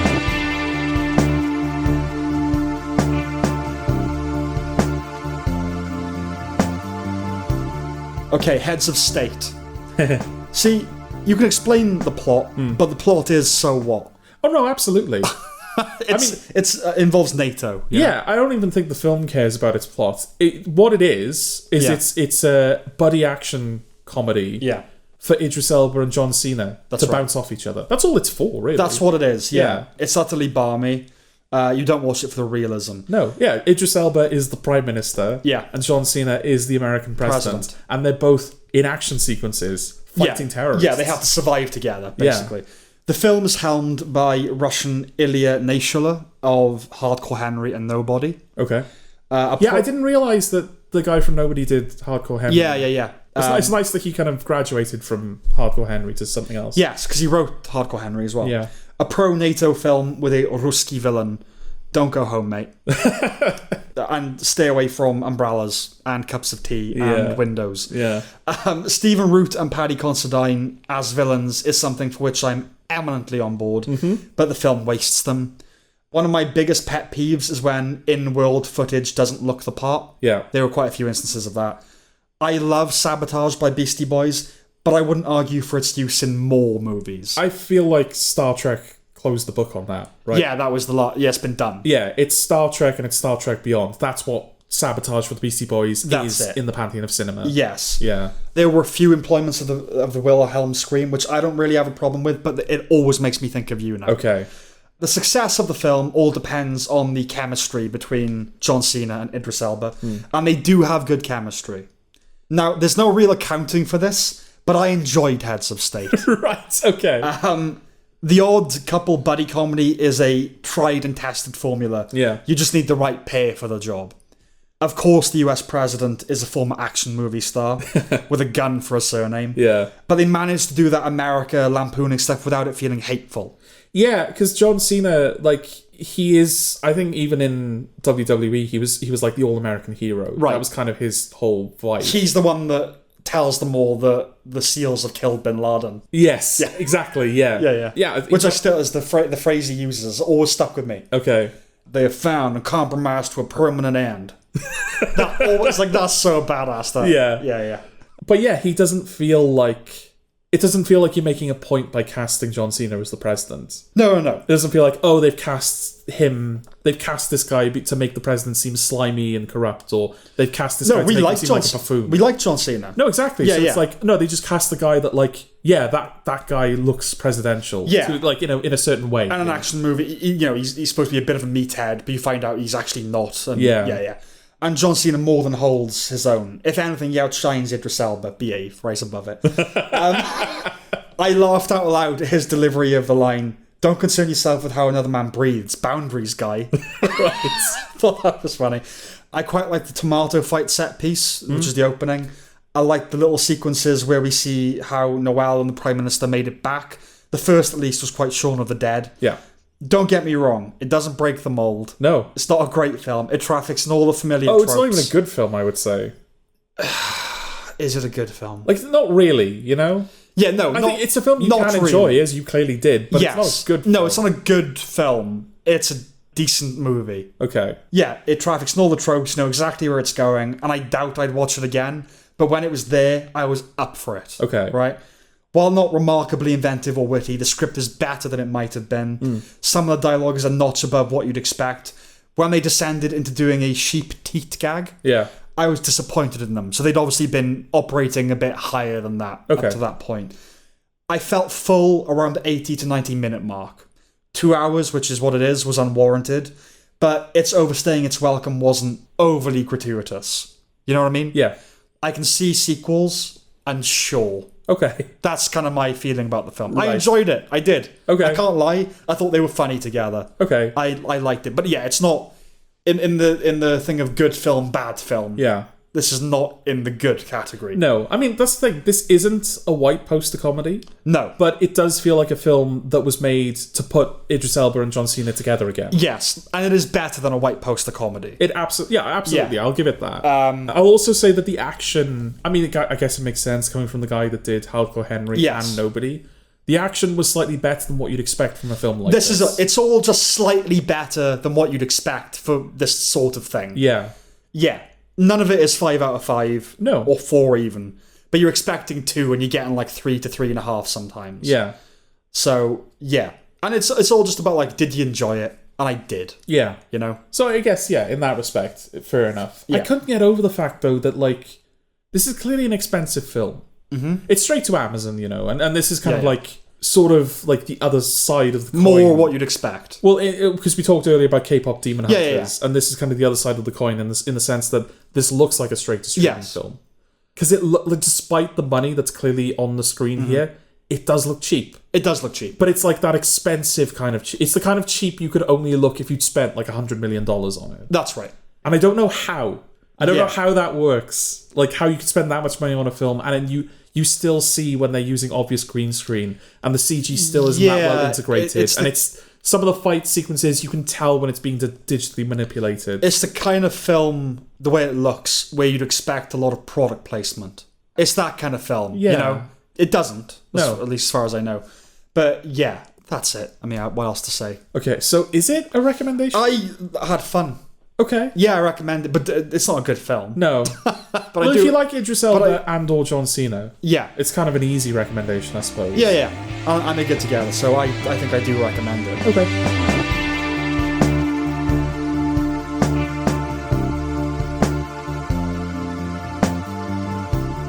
Ironheart.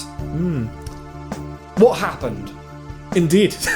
Yeah, seriously. Like, I don't even know what this is a spin-off of. She was in Black Panther 2. Okay, so it's a Black Panther spin-off. I guess. I mean, I don't know how you view spin-offs in the MCU. Yeah, I mean, the fact that, like, Wakanda are not a part of this show at all. No. But yeah, she's basically, like...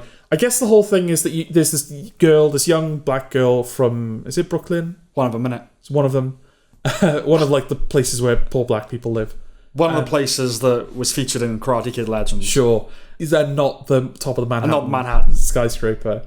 Yeah, and she is building her own Iron Man suit because she could build inventions that could, like, change the world. Yeah. And she could build things that, like, had, like, purpose.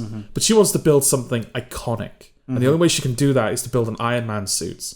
And people just won't let her be iconic, Sam. She's a penniless negress. Yeah, she has a grant for MIT, and, like, the Tony Stark Foundation is actively paying for all of her technology that she's developing.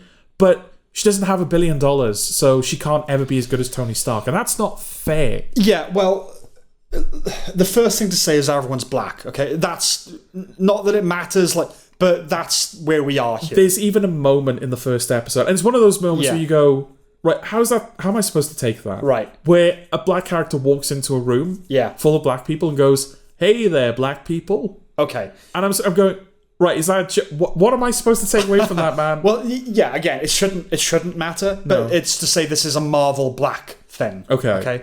But yeah, like you said, Tony Stark was all well and good, but she doesn't have $1 billion. No. And she's better. MIT is mediocre. It's all mediocre. MIT, like the most prestigious technological university in the world. Yeah. They want her to be small. Yeah. They don't. Yeah. They're not invested in her being the best person she could be. It's all mediocre and small. She's big. Yeah. White people are a joke, basically. Yeah. Preeminent au fait in this calls her an underprivileged youth and has a live, laugh, love sign in his house. Yeah. And listens to Alanis Morissette and is basically pathetic. A humiliating role for Alden Ehrenreich, who should have become more than he is. I think Solo really did a number on his career. Which is, it's not his fault. It's not his fault at all. Yeah. That's just the way it works, you know? Yeah. Also, for some reason, he's Jeff Bridges' son from Iron Man. Well, yeah, because... It's all connected. I guess. Yeah. But really, it's just boring. Oh, it's certainly that. Yeah, like it should, for all the setup that implies how annoying it's going to be, it's mostly boring. I wish it was more annoying. There's a cadre of indistinct diversity crims, which is funny, even through the rose-tinted visor, they're hoodlums, including an unexpected and unused Eric Andre. If it wasn't Eric Andre, he wouldn't stand out either. No. There's a gross green hair black gay, as though Disney saw all the memes caricaturing their politics and derived inspiration from them at face value. Yes. It's a stone's throw away from a character identifying as an attack helicopter, honestly. It's funny because that character is called Slug, and I think in the comic books, Slug is depicted as an enormous white man. Okay. And they've turned Slug into this, right? And like, okay, but it's not the nicest name to give a character a diverse character that, you know. But like the attack helicopter, you watch because that's coming. You think? Not literally, but like some superhero that can transform into blah blah, and it's a metaphor. Okay, do you know what I mean? Like, right. Oh, but identify as whatever this other thing is. Yeah. This is one of the lesser MCU installations, which is saying something. It's not appalling, merely profoundly forgettable, which might be worse and might demand the expulsion of merely. The MCU is cruising that beige, unremarkable, living but not alive wavelength. Yeah. It's like Dorian Gray or The Wandering Jew or Dr. Manhattan, a god that's lost the will to live but doomed to eternity. Yeah. A Faustian bargain. The MCU achieved unrivaled power and wealth, but it has to keep making things forever.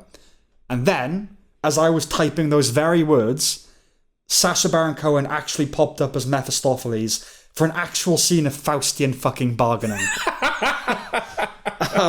Do you think that was unwitting reflection spilling out onto the screen? As in, like, it's your this is fault what that he showed Marvel is up. doing. You know, like, oh yeah, we made a deal with the devil. Yeah, we can be the richest thing that's ever riched. Okay. But we have to keep making things. Yeah. Well, I think what would sort of add credibility to that is that this was supposed to be canned, right? Didn't know that. I think so. Was I think I don't know if it was ever officially cancelled. Oh, is it because of the attitude shift? That's definitely part of it, Right, yeah. But yeah. I mean, this show was made. I think it was made like 2 or 3 years ago. Was it? It's been heavily edited down. Yeah. It might even have been a case where it was originally 8 episodes and they've cut it down to like 6. Right.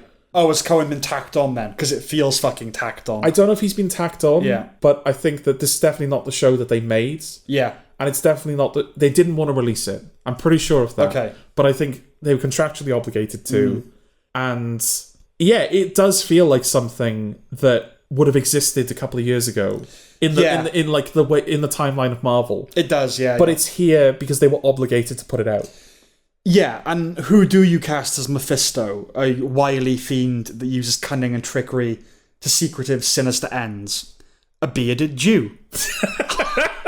The cunning of the Jew. It is like it's weird, right? That, you know, Sacha Baron Cohen and Eric Andre both like Subversive counterculture types. and here they both are in the same Marvel show. Also, he looks at the camera. I don't know if that was intentional. There's Did he? one little bit where he looks at the camera, I yeah. didn't notice that. And he looks like a magician. I will say I paid attention when he was on screen, but only because it was Cohen. Yeah, absolutely. You know? Yeah. Which might have been what they were counting on. Yeah. But yeah, like you were alluding to, there is something faintly depressing about a once subversive figure of counterculture Yeah. being absorbed by the MCU. This guy made Borat, you know? Exactly, yeah. Daddy G show. Yeah. But that's hegemonic ingestion, bro. Which sounds like a condition, doesn't it? Yeah, his showing up is so arbitrary. It's a Diabolus ex machina, which I briefly hoped I invented. Okay. But it's an actual literary device whereby something awful out of the blue leads to a downer ending. Okay. This is grayer than that, but the principle still stands. For once, I'm grateful that it came in 2 batches. Just get it over and done with and deleted from my inner server. Yeah. I did not like the show at all. No, I didn't like it, but I didn't hate it. I pitied it. Yeah, like I said, I honestly wished it was more annoying, that we Yeah. could rant about it, but it's just dull. I mean, it definitely has It's beige, considering the whole point is black. It's just beige. No, it definitely has its problems, and other people have pointed out its problems. I think a lot of people talked about how this feels like a show about a villain. It doesn't feel like a show about a hero. Right. Because like all of the things that she starts out, she's in, you know, college, she's in MIT, but she's like inventing stuff on the side, and she's like plagiarizing stuff, and she's selling her inventions to other students to make money, even though she's already got a grant to make the things that she's doing. So they kick her out because like that's against the rules. But that's kind of seen as like the stuffy. Oh, you're. I tell you what, it's the People's Joker thing. You know, like that justifies its existence by going, oh no, we fall into the category of like education. Yeah. It's going, well, no, you have to like her because it doesn't matter if she's doing all this, she's a black woman. And Yeah, so she's like poor as well. She's justified in doing that. Yeah, because Tony Stark. Because I think there's a point where she goes like I'm not ragging on Tony Stark or anything. You know, like he did do good things in the field. Yeah, but then the letters B-U-T in neon. Yeah, and I'm sitting there thinking, Tony Stark saved half the universe. Yeah, sacrificed himself to save half the universe. Right. How fucking dare you sit there and be like, oh, I'm gonna do like. The only reason I'm not better than him is because I don't have $1 billion. But didn't you point out that someone said he built it in a cave? Yeah, that's the thing. Everyone who talks about it plays that clip from like Jeff Bridges to bring him back. Yeah, obviously it's not the final suit, but with no resources, it's not bad. No, yeah. Built it in a cave with a box of scraps. And then people are like, oh yeah, but he built the actual Iron Man suit in his house with all this money. It's like, yeah, but like in Iron Man 3, he like raids a compound with like shit that he bought from a store. Yeah, Tony Stark was a genius. But it's also just he invents an element in the second film. But also it's like, okay, it would be a true... He invents time travel in Endgame. Yeah, he does. Because he was like, because someone's like, can you invent time travel, please? And he's like, obviously not. But then he goes, oh, maybe, and then he does. And then he just does it. Yeah, and look, it's silly. Like we're not flying the flag for Tony Stark. No. There is like, if we could make a film with basically no money that was good, that would be very impressive. But of course we can make a better one if we had money. Yeah, of course that doesn't diminish the achievement. But yeah, no, it is like but I'm put upon. Yeah, and he wasn't. Yeah, and so her solution to that is to turn to a life of crime. Yeah, but also I think whatever he was entitled rich kid. That's the character. Yeah, I like him. Yeah, I don't like you. There's definitely that. Yeah. And also, yeah, I mean, when we meet him in Iron Man 1, he's an arms dealer. Yeah, yeah. But then he's like, as soon as he builds that suit, he's like, oh, maybe I shouldn't be an arms dealer anymore. In fact, maybe I should dedicate my life to like undoing all the evil I've done. Exactly. Whereas her solution to like, how do I get around the fact that I need to build an Iron Man suit is maybe I should put more evil into the world. Like, I'm going to help these people rob these, like one of the people that they rob, I think it's the third episode where she leaves that guy to die in the facility.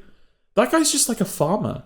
Yeah, like he's growing sustainable food sources. Like, oh, but he's like other farmers are going out of business because of him. Right. It's like, but he's just growing food. Yeah, it's not a bad guy. Yeah, even as when they're trying to vilify, like even within their own thing, they can't do it. Do you know what I mean? Yeah. Like, but it was kind of a point made in jest, kind of a flippant joke. But there is something to, this is meant to be like the black MCU thing. And the characters are all criminals. Yeah. That's just funny to me. But like, because you can't have the gay, green-haired, whatever that's meant to gay, and be a villain, But they are. I think, it's hard to know. Yeah. Because it's hard to know how much you meant to just kind of sacrifice your sense of judgment because they're supposed to be downtrodden. Yeah.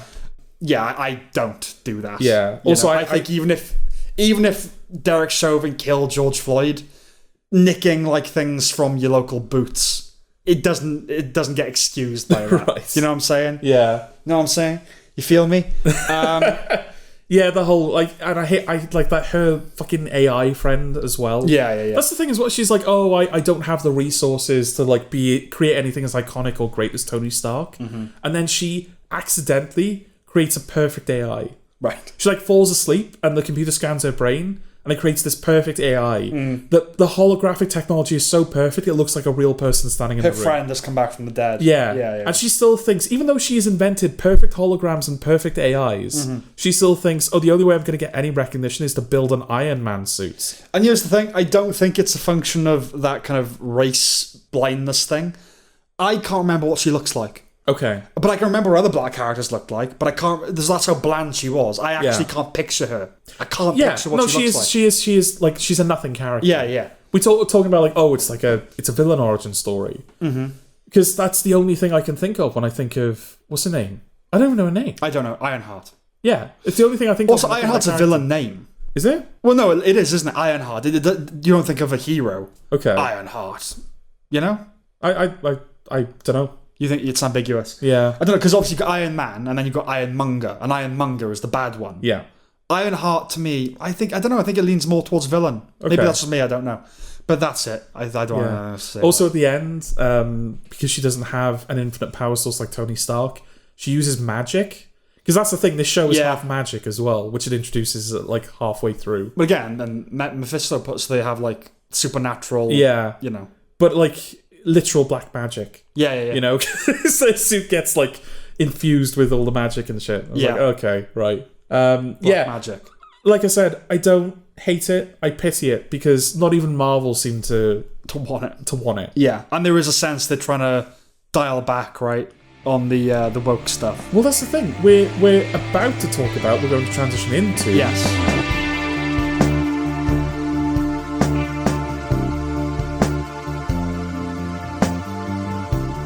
Thunderbolts. There you go. You've introduced it for a change. I have. Yeah, I should do that more. Yeah. Don't fucking take things away from me.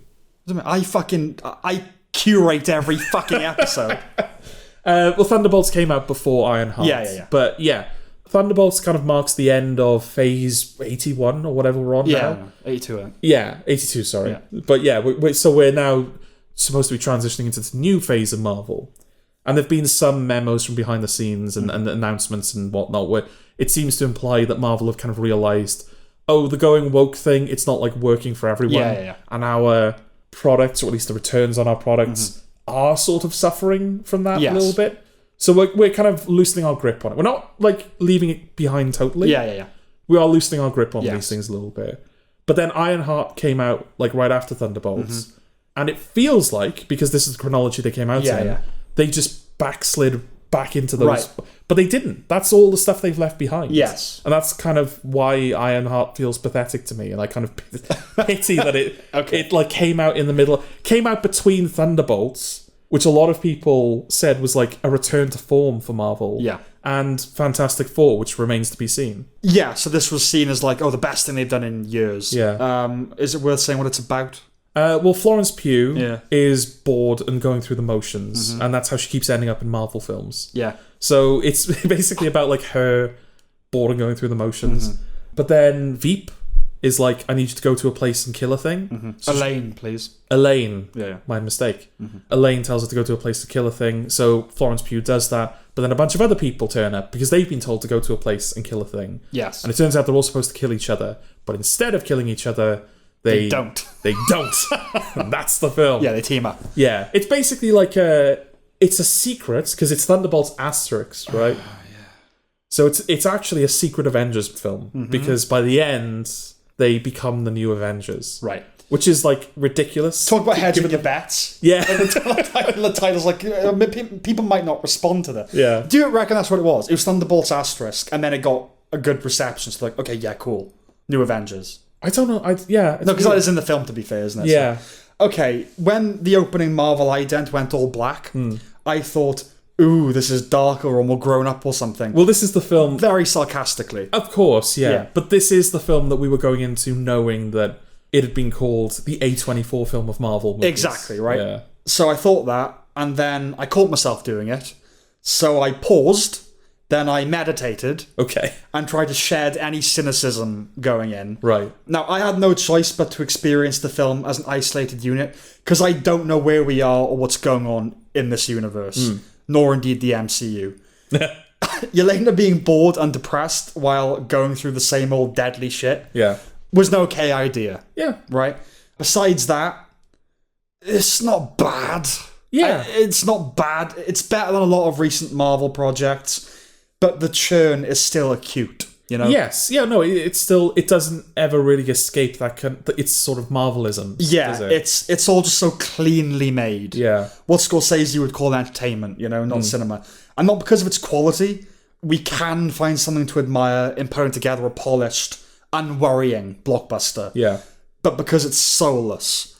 And that sounds like soulless is deployed to maximum criticism, right? Like that's, it's soulless. Like it's the worst thing you can say. Yeah. And I don't mean it's terrible. I mean that while I don't insist upon autorial idiosyncrasy, Yeah. you just don't feel the humanity behind this. You don't feel like people made it. You feel like a machine or company. Yeah, made which is it. interesting given that it feels like that's kind of the point of this one. This is supposed to be the human Marvel film. Yeah, Like, yeah, everyone talks about how depressed they are and flawed they are. And Right. My brain was mush for the duration. Yeah. I didn't try following it. I just let it happen to me. Some things rose to the level of conscious thought, and they were unfortunately all criticisms. Oh dear. I didn't think they would have the conviction to kill a child, but it still left a sour taste when the little girl undeaded. Yeah. It felt like the built-in audience laugh breaks were longer. Okay. I know the fact that Yelena speaks like an American, like enslaved child assassin over here, and I get it, he sucks, is meant to be a joke on one level, but on a real level, it's actually pretty fucking annoying. Right. The accent drops quite often. Curiously into American, not her natural voice. Okay. Do you think she's trying to do that like Ross from Friends? She's transitioning. Yeah, she's trying to subtly change her accent into American. Hey, I am Yankee Doodle Dandy, and and not too Manprimp, but I don't think that character would wear blue eyeliner. I just don't think she would. Yeah, I don't know what's happening there. Yeah. Because that's a new... I don't think she's done that before. I don't think Yelena would wear makeup. Yeah. I don't believe she would. No. And I don't think Lewis Pullman is a very good actor. His eyes are just... He can't do them. Okay.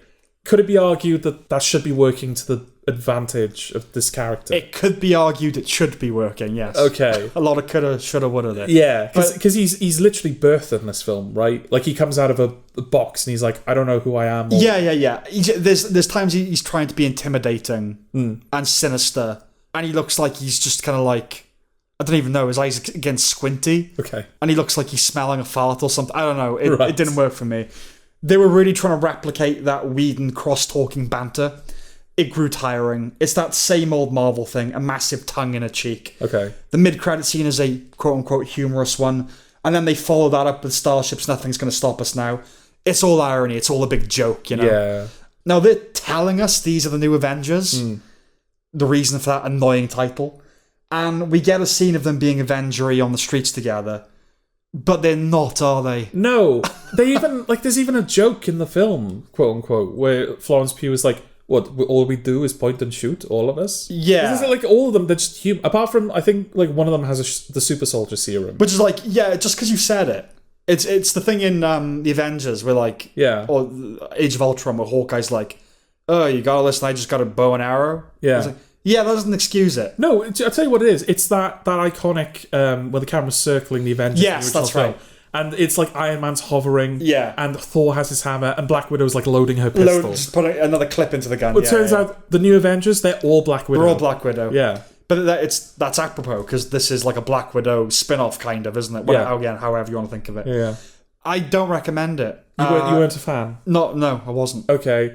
I'm not because it's bad, but just because there's no there. Yeah, I mean, my default is not to recommend Marvel stuff. Even the stuff that's kind of okay. 'Cause Yeah. it's Marvel. Like, we shouldn't be... Yeah, it doesn't need us for It doesn't. one thing. Yeah, absolutely doesn't. Yeah. And it's one of those things where we're kind of talking about these projects in spite of ourselves. Like, We're doing it really, because we have to. yeah. right? Why would we watch Thunderbolts if not for the fact that Right. it's a big deal. It's a Yeah. Marvel project. But that's the thing. Even as a Marvel project, it's not a big deal, really. I don't know if there are big deals like that anymore with Marvel. It feels like Fantastic Four is a big deal. Yeah.